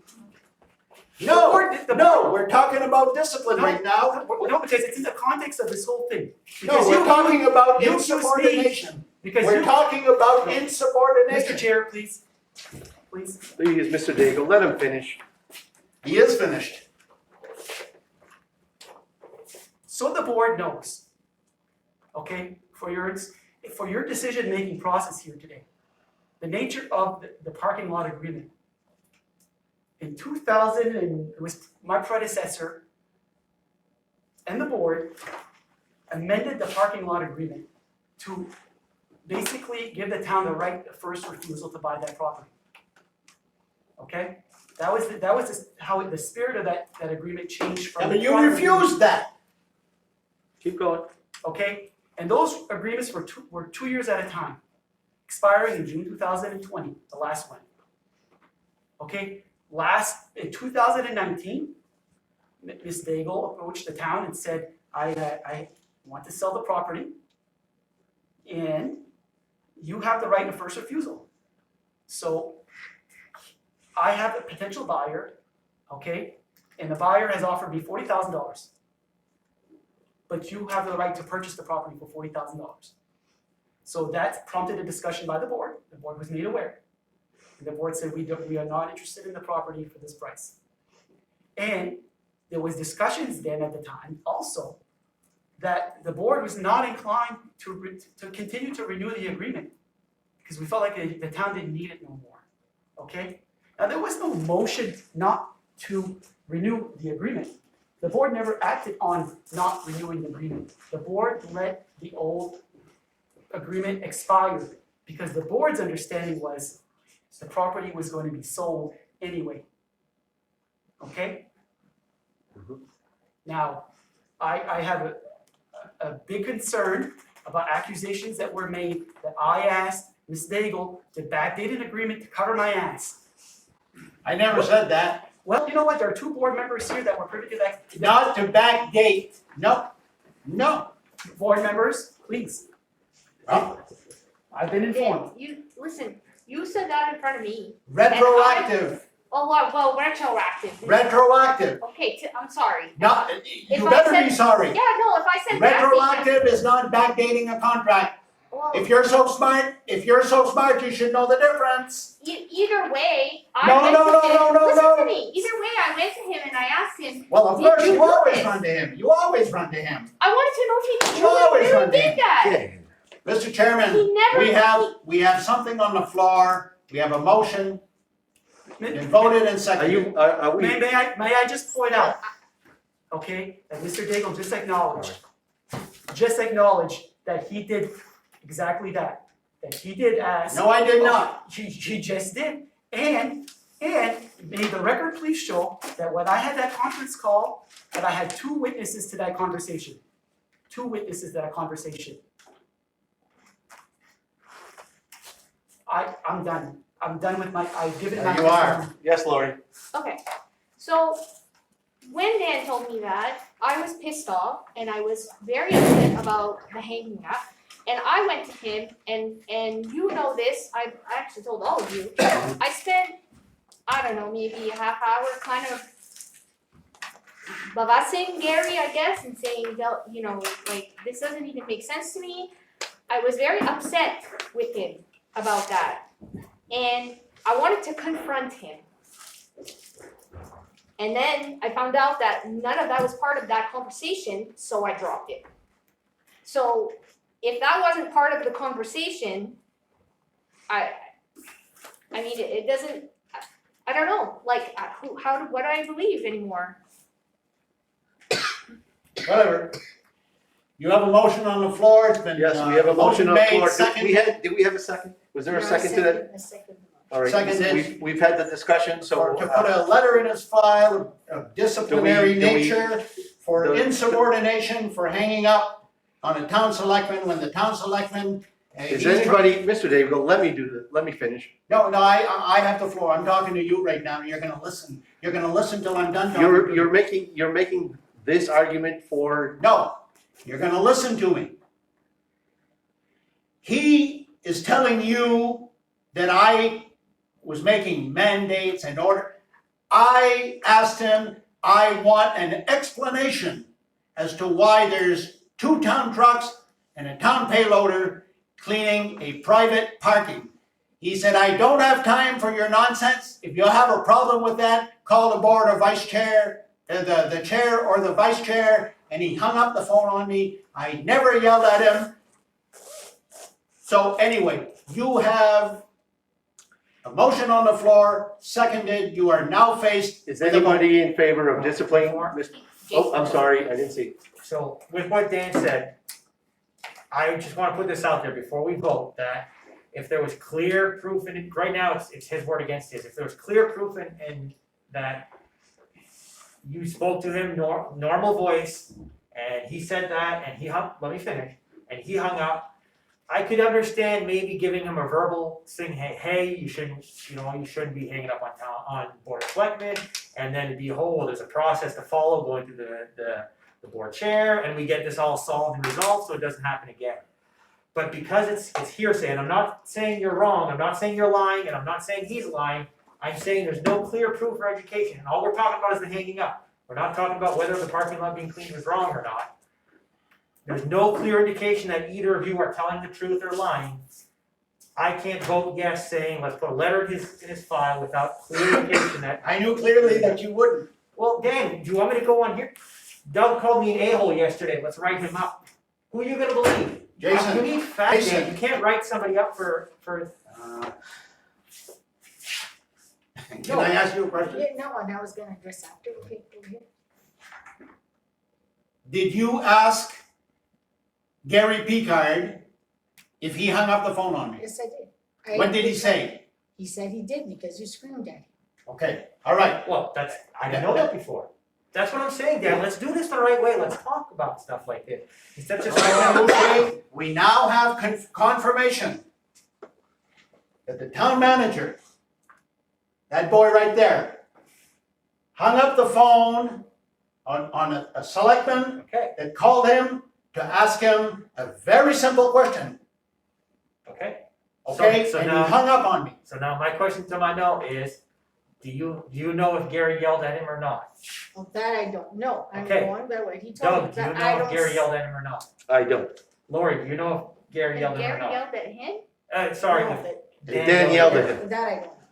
No, Okay. I don't know that. You don't know that. So show me now where you did not yell at him and he just hung up on you. If you called me yelling and screaming at me, I can guarantee you I'm not having a conversation with you. If you wanna have a conversation with me, let's have a man-to-man, one-to-one conversation. I am telling you that I did not yell at him, and if that's not good enough for you, Selectman Boucher, I feel very sorry for you. Well- I really do. The question is, did he hang up the phone on his supervisor? Did he or didn't he? That's the question you're faced with. May I, Mr. Chair? Yes. One thing, I work for the board. I don't work for one particular board member. That, the board acts as a body. Keep that in mind. For me, it doesn't really have a lot to do with,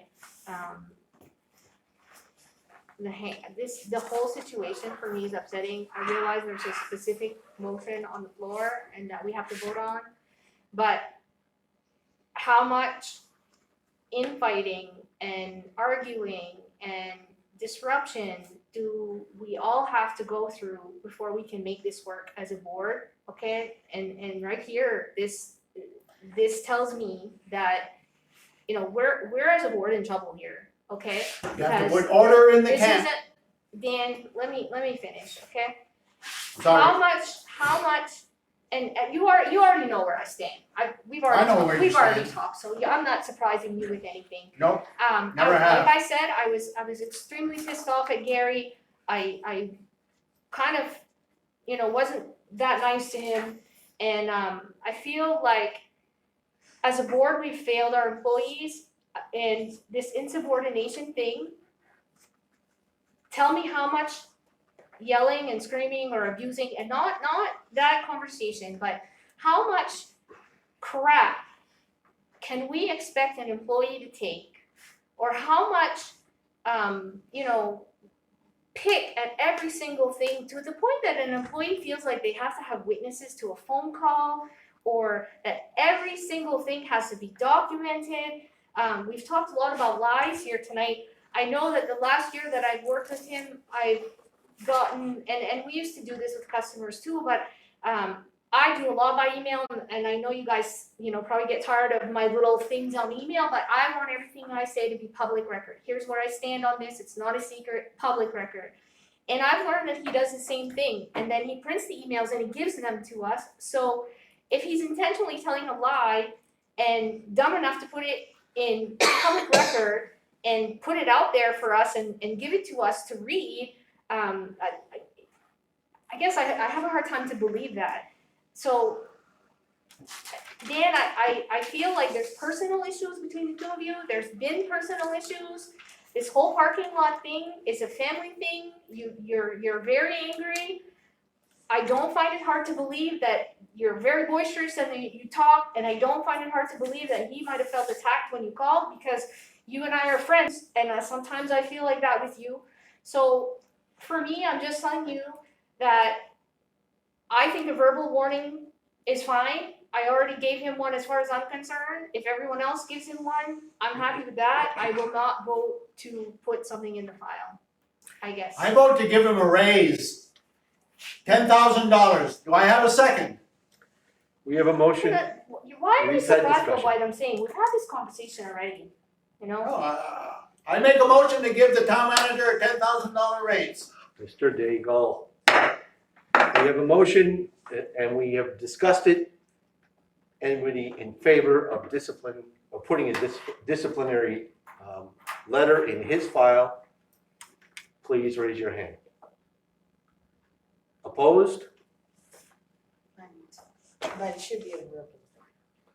I think a verbal warning has been discussed between him and I'm sure that Lori has discussed this with him. Okay, that's fine. If you want to put Well, something in a file, You gave him I one. know, I said no, it's Specifically. unacceptable. No matter how upset you get, you're a public employee, you gotta take your blame for the weather. I know, I've been there. And I know it's hard, but never ever hang up on anyone, whether it's a board member, a taxpayer, anybody. It's just, you just don't do that. It's just, you have to really restrain, say, I'm sorry, this conversation's going nowhere. I'll address it later, and then goodbye, hang up.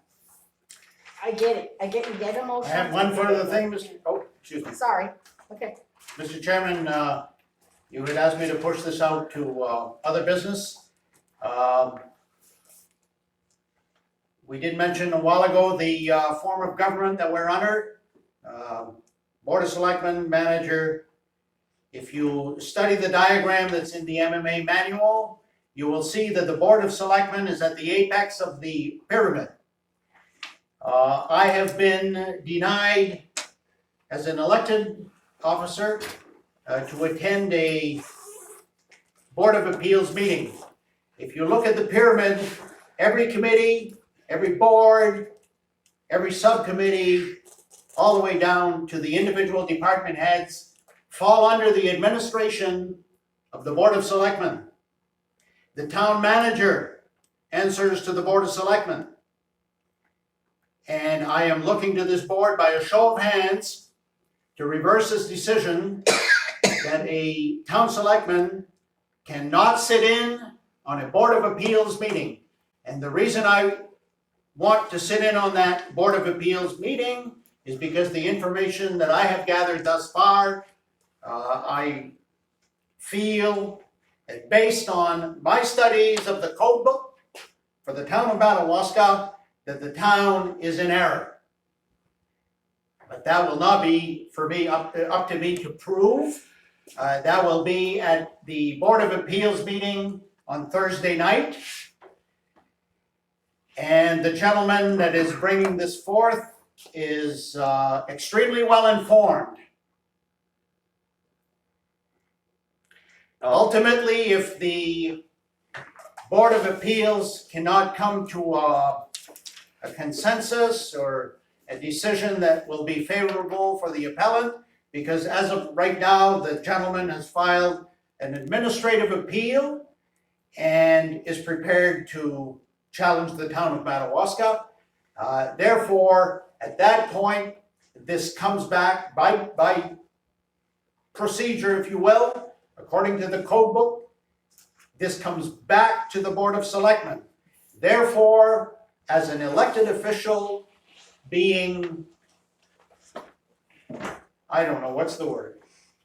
I don't want to use the word above, I don't know. but in the pyramid, the Board of Selectmen is above, if you will, in the diagram, is above the Board of Appeals and the Planning Board. Therefore, the Board of Selectmen have full authorization to attend silently a Board of Appeals meeting, Planning Board meeting, and observing safety protocol with this COVID nonsense. So by a show of hands, I want this board to Wait, reverse. Mr. Daigle, Mr. Daigle, Mr. Daigle, could you please put your mask on? Whoa. you know, Mr. Daigle, why did you not bring this up when the time was available to you? You know, we have articles there for the board to address, for members of the board to address the board. If you had other business, why didn't you just bring it up? You asked me to put it to other business. Yes, and I'm saying right now, why didn't you bring it up? I just did. Other business has gone by. Oh, I'm sorry. Well, anyway, this board is. So I now- can't You're faced with a accept, decision. I cannot accept that. I cannot accept a Well, motion at this if you time. cannot accept that, Mr. Chairman, you fail your duties and you have no authorization. And I want to know if it came from that little boy over there or if that came from you. Go ahead. To his defense, during other business, he did mention he had another item he wanted to bring up, I did, and we kind of pushed it I off. did, but I'm not trying to be a, no, I you're thought it So you stating mean, the facts. so But at we this don't point, like it because you're it's saying saying that I missed his Yes, request? yes, you did. I don't wanna say you missed it, but he did bring up that he had another item. I don't know if I was the only one who heard that, but I thought he said he had Well, another I item. mean, we did bring up other businesses under that particular article. Did we not bring up those other issues that you were talking about? I told you right at the beginning of the meeting that I had several, and I still have 3 that I haven't taken up, but I'm not gonna hold these people up any longer. But before this meeting on Thursday night, first of all, I wanna know which one of you was trying to bar a selectman from attending the Board of Appeals meeting on Thursday night. Which one of you two? Which one? I can answer that, because actually they emailed us and Okay, they go ahead. asked us, and I think it was a consensus that we believe, as a board of selectmen, we are only in our official capacities during an official board meeting, and don't. I am not Don't only feel there in the don't feel capacity as a selectman, No, I but I understand. am, but Let me silently, finish. silently. Let me finish. I'm not discrediting what you're saying, I'm just saying, this is my understanding of it. So therefore, outside of a board of selectmen meeting, we're just Joe on the street. We are, well, So it's up to the Board of Appeals whether or not they want to allow a Dan Daigle, who's not a No. selectman, because he's you're not. incorrect, This is my opinion, Dan, I'm not giving you facts, I'm giving you my opinion. okay? And it was discussed, they didn't tell us, say, hey, do you want it, they said, what do you guys think? And the consensus was, we don't think we have the ability to say yes or no, Dan can go. So nobody made the decision to say, Dan, you can't go. It was under my understanding that I can't give Dan permission or not permission. I believe it has to be the Board of Appeals to allow you to come in. So that's just my understanding of it. So nobody said, no, Dan can't go. May I, so we sort of followed this with the Board of Appeals meeting, the same protocol for how the meetings are. We posted an agenda, okay, and these protocols the board agreed to do this. We're taking public comment in writing, to the town manager by noon of the day of the meeting. We're gonna stream that meeting for people to watch. Okay, it's already set up. Okay, this board has agreed with this method. Okay, so when the request came from Dan to me by private message, it wasn't up for me to decide. And I forwarded it to you guys and I said, please advise how you want to handle his request. I do not have the authority. I do not have the authority to do so. It's not me. It comes from this board. Okay? So I did not try to dissuade or ask any of these board members if I tried to influence any of them for you not to be there. It didn't happen. You have no right. I didn't do it. I forwarded your message to all of the other board members and I asked them to please decide it because it's up to them, not up to me. Well, Go ahead, Lori. Well, I don't know if you remember, but you and I had a conversation, and at first I was like, I don't understand why you couldn't be there. And I have that. I was like, at first I said, I don't know why you couldn't be there, so I don't have a problem with it. And then after, you're the one who actually sent the rules, like people in the public cannot go. And so then my question became, well, okay, is Dan public or is he board member? And then I think I sent you a screenshot of my answer to this whole thing. Because, like I said, I have to make everything record. My opinion was that just because we are selectmen, if we are not allowing the public to enter a meeting, then we don't deserve special No. privileges to go to a meeting. That was my opinion. it's in the administrative pyramid. You You know, can't argue So, that. in- The MMA manual is very explicit on the order of command, they call it. All the way down the chain, okay? So, but you would be considered public at that point in that meeting. no, you're not considered public. You are, throughout the MMA manual, they stress that you are an elected official. Check it out. And I feel sorry for the person who's gonna try to bar me from being at that meeting on Thursday night. Give it your best shot, little boy. So let me just, I'm not the one who, listen, Hold on. I'm not the one who's trying. let It's me this address board's that. decision. In black and white, and this is public record. So referencing the Board of Appeals meeting, the town's public buildings are closed to the public. The members allowed to this meeting are the landowners and the Board of Appeal members. Selectman Daigle wants to attend. This is a board decision. Please share your thoughts.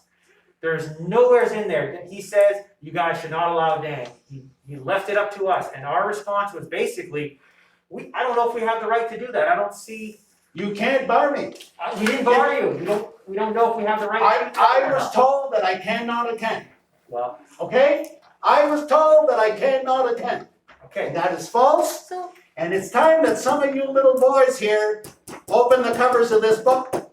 Doug Sheehan, you can shake your head all you want and laugh at me, but you're paid double what these people are paid here. You're paid $4,000 a year, and you have never once opened the pages of this book. You haven't, and your demonstration of it is obvious.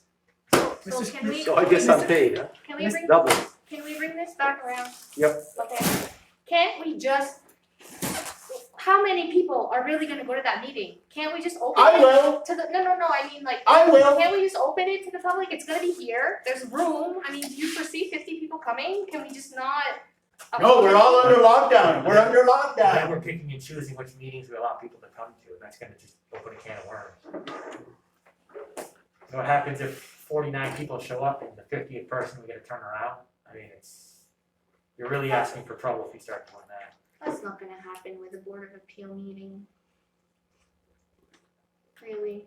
I mean, We're up to our elbows in the taxpayers' wallets with What? taxes, and they don't even come to the annual meeting. You think they're gonna come to a Board of Appeals meeting? It's streamed to live.com. It's not Zoom. It's on Zoom. Yeah. Cause at least there you're able to actually participate, I mean, local. I will be there present in person.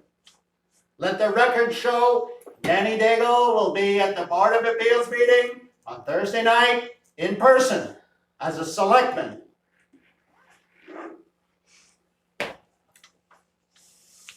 Again, this is again off the beaten path here. We're away from the articles that we've been discussing. It looks like nobody's gonna stop you from what you're attempting to do, so They better not. do what you gotta do. None of us have agreed and nor disagreed. I mean, You so- would never agree with anything that I would state.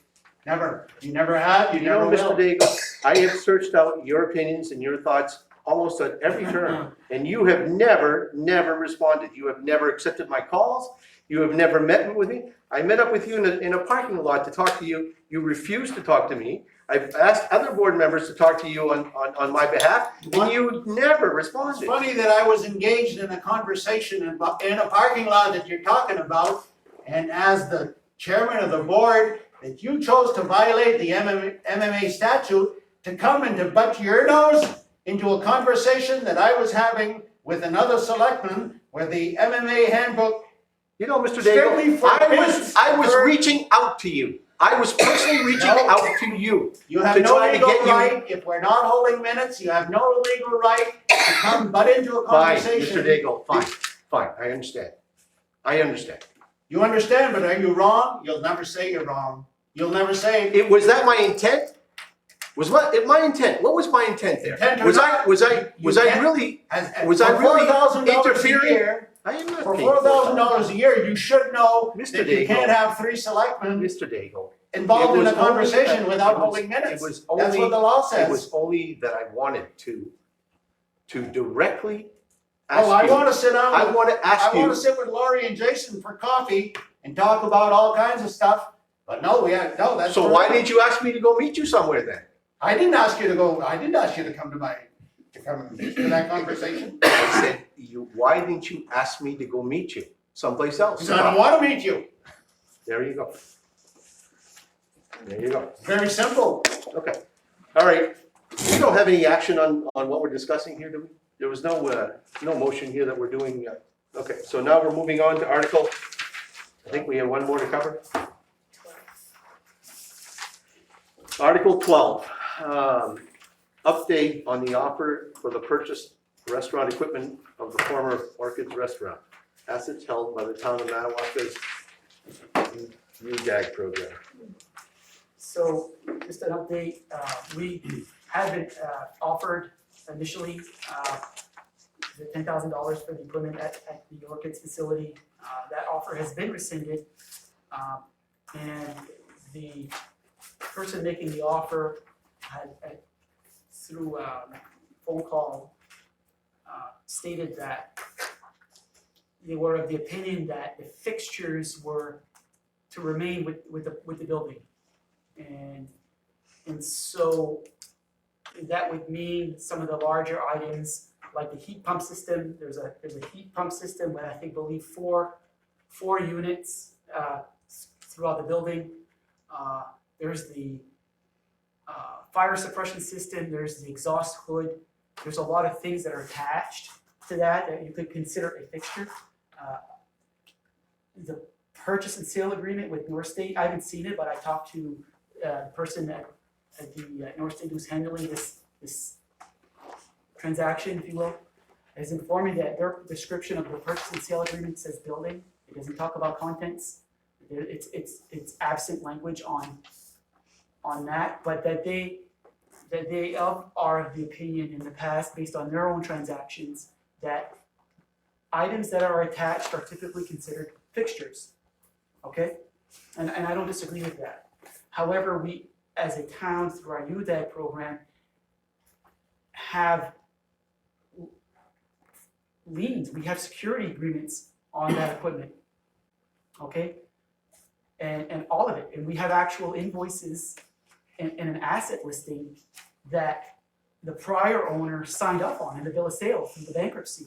And our attorney was part of that process through the bankruptcy. So we have an opinion of our attorney that basically says it could be argued that that stuff is ours because we have a financing statement to support it and documentation to support that equipment is ours, and it is up to us to take it out if we want to.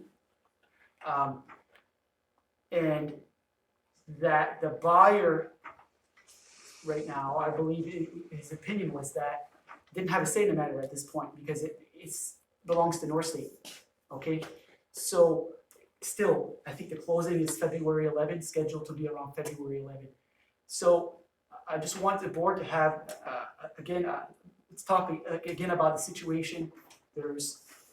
We have a $43,000 balance, I believe, on that UDAG loan. We're never gonna be made whole. There is roughly, and I don't have the information, but it's in your prior agenda packet, $40-some odd thousand of equipment value there, okay, depreciated. Or there's a listing for what that stuff is worth new and what it's worth depreciated. I have NNDC who administers our UDAG program, Julie Corey specifically, has expressed to me in the past, they do a lot of lending at NNDC. They have a lot of experience with these kinds of things, especially restaurants, where towns are lucky to, we would be lucky to get 10 cents on the dollar, okay, because of the nature of it all. And so when we were given an offer for $10,000, I think it was a good offer. The board was split, but the board accepted that offer, and now that offer has been rescinded, and now we have to make a decision. What do we want to do with the equipment? Do we want to put it out to bid? Do we want to solicit offers? Do we want to counter negotiate with the person who made an offer? Do we want to entertain more discussion with North State? I don't think they have, I think you're trying to be neutral in this as much as they can. In any case, the town is going to be left with a loss, with a financial loss to their UDAG program. To the extent, I don't know what it's going to be. It's going to depend if we can recover some of that. Okay, if we have to go there and remove the contents, we have to consider who's going to do all that. Is it going to be our own staff? Do we have the expertise, or do we have the time to go there and disassemble a heating unit system and a fire suppression system and all of that stuff? And where are we going to put it? I actually, now that I think about it, we got an offer. There was a moving company that was aware of the situation, and they extended us an offer to say, hey, listen, if you guys need somebody to move that and store that for us, for you, give us a call. We'll do you a great service. So you have a decision in front of you where either we go back out to bid and see what we can get. We can try to renegotiate with the previous offer, person who made the previous offer, or we could take it out based on the legal opinion that we have. I do think that based on the expertise provided to me by Julie Corey at NBC, that if we are to remove a fixture that we feel is ours, that leaves a hole in the wall. Conceivably with the heat pump system, there's pipes and things, that we would have to fix that hole in the wall. So there's going to be some costs associated with removing that equipment. Manpower, storage, repairs to the building that we might, as a result of us taking that equipment out. So it's not an easy situation. I want you to have all the information. I want to get you all the information as possible for you guys to make a difficult decision. Unfortunately, what are we to do? The floor is yours. Shall we make some kind of motion before we discuss, or is that Yep. what you're doing, Dan? You need a motion? Are you making a motion No. so we can discuss it, or? Well, I need a motion first. all right, you motion? A motion, Your yes. motion there. All right, I'll make a motion. I make a motion that we remove the equipment from the building and try to auction it off. Get it. I'll second that for the purpose of a discussion. Okay, so what else do we have for discussion? Yep, go ahead, Dan. Once again, Radical Dan here. I just have a problem. When I saw the agenda and this came back on the agenda, I thought to myself that we had already taken care of this in the last meeting.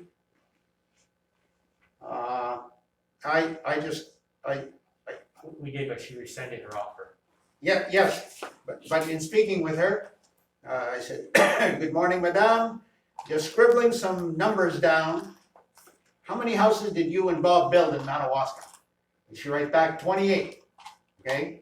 So if you do the math, it's $3 million that this lady has spent in Madawaska, okay? Mr. Picard is talking to us here about the possibility of negotiating with Linda.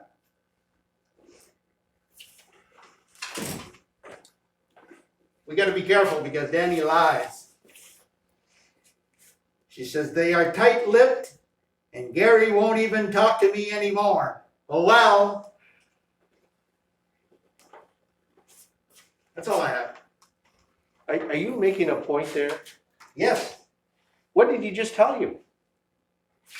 He just told you that he cannot make this decision. He cannot No, no. advise her. He's bringing it to us.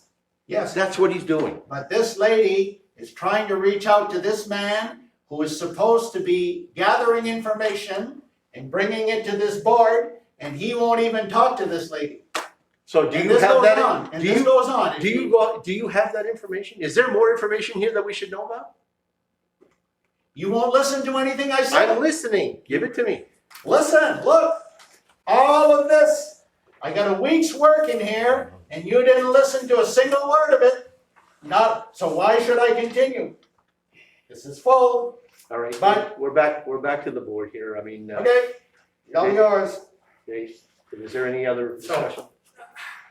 I would at least like to see, I mean, and one of the things that I had talked about during the original meeting was, hey, you know, we've got a list of these things, aren't they ours? But Gary did talk to me about holes in the walls and things like that. And I think it might be a good idea to say, let's contact one of the local, you know, plumbing companies or heat pump installation companies and say, hey, listen, what do you think this heat pump is worth?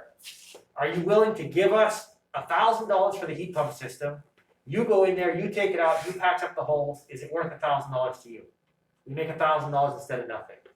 We do the same thing with the fire suppression system.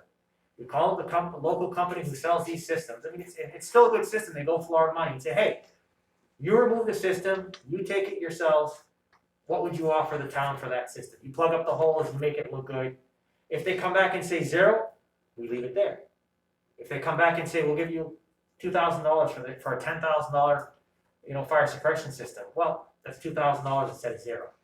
And then we take all the other small items and all the small things, and we either do, hey, $5,000 minimum, we put it in. We put it on. That's just an idea. But I would at least like to see us make an effort rather than just saying, man, it's a loss, you know? And if we call heating companies and none of them respond, fine, leave it there. At least we tried.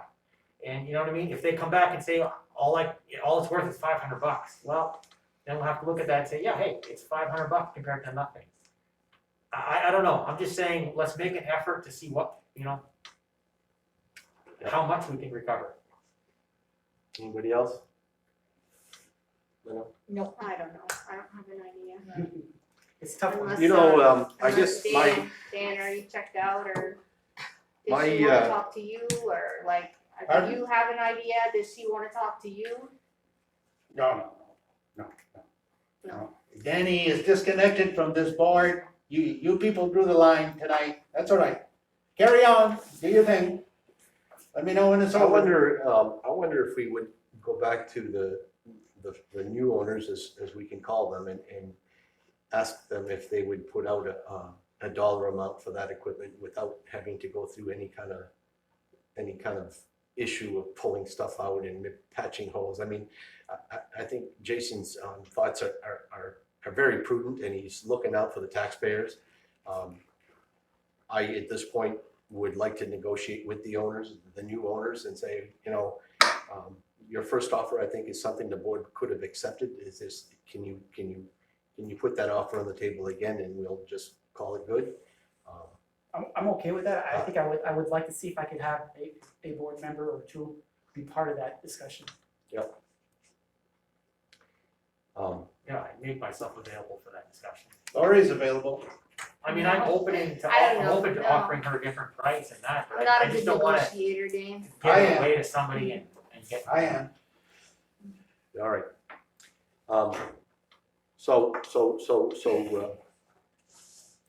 Do we have a motion? Do we have a motion on, do we have a motion on the You'd floor? have to Well, I mean, change it. Yeah, I could either, if We've- I could we've change had my the motion if. I mean, I don't even know if you need the motion, we're just gonna, we've talked about what we think we're gonna do, and I would certainly appreciate having a couple board members, Their closing is what? projected to be the February 11th. And so, And they've indicated that, they would work with us, you know, if we wanted to take the contents out. That they could, you know, it could be later on this spring, you know, because they're not around. But that the fixtures, they feel that need to remain, so. I guess, you know, that's the thing there, that. I think we're having two different conversations here, right? We're having one about That's normal. trying to recover whatever we can, but then but also the situation where there's difference of opinion as to the fixtures, who is the rightful owners of the fixtures. Right now, the rightful owner of the fixtures is the estate, and not the buyer. Almost time to get up. And if we wait till after the closing, the rightful owner of the building will be the people that are buying it. Right. Okay, and so you have that window there that, you know, if you take the contents out now, that you feel that are yours, and I think that it would be worthy of a due diligence for a board member or two to sit in on another conversation with the attorney to say, do you really think that we have a good secure position? His emails indicate that on it. That would give you guys a good informed decision whether or not we could go in and take the fixtures out as well. Right. Okay, but it's either before February 11, and if there's a dispute about that, it's with North State. Right. Not the buyer, but if it's after February 11, if that is indeed the day that they do close, then we have an issue with the buyers. So this moving company, you said they're willing to work with us on that, is there a major cost to that, or is that something? I haven't been given any, it came in a letter, Okay, and I've been got two business cards, and we're actually the company that moved the residents from Vital Street. okay. Yeah. No, So I they- definitely think it's something we should discuss, whether it's negotiations with the new buyer or talking with the attorney about what a fix, you know, what to do about the fixtures. so we're gonna proceed with the thought that we are going to have a discussion first with the, Well, I think we're gonna have a discussion with North State. Yeah. Because those are the people that own the building right now. Right. If the goal is to take the contents out before February 11th, and this is just my thought, and then afterwards, the conversation is with the buyers, the eventual owners of the building, so I would certainly like to have a board member or two be part of those conversations. Are there any other board members interested in joining Gary? Lori is. No, I don't know anything about sheetrock, and you can be sarcastic all night, Dan, I love you anyway. Dan, you interested in working, are you interested in? I'm not interested in anything anymore, Jason. Okay, well, are you? I would be, yeah, but I mean, is the rest of the board accepting to doing that as a step? That is the stage. I'm fine with it, so I don't know what we have to do with the motion that's on the table there, but.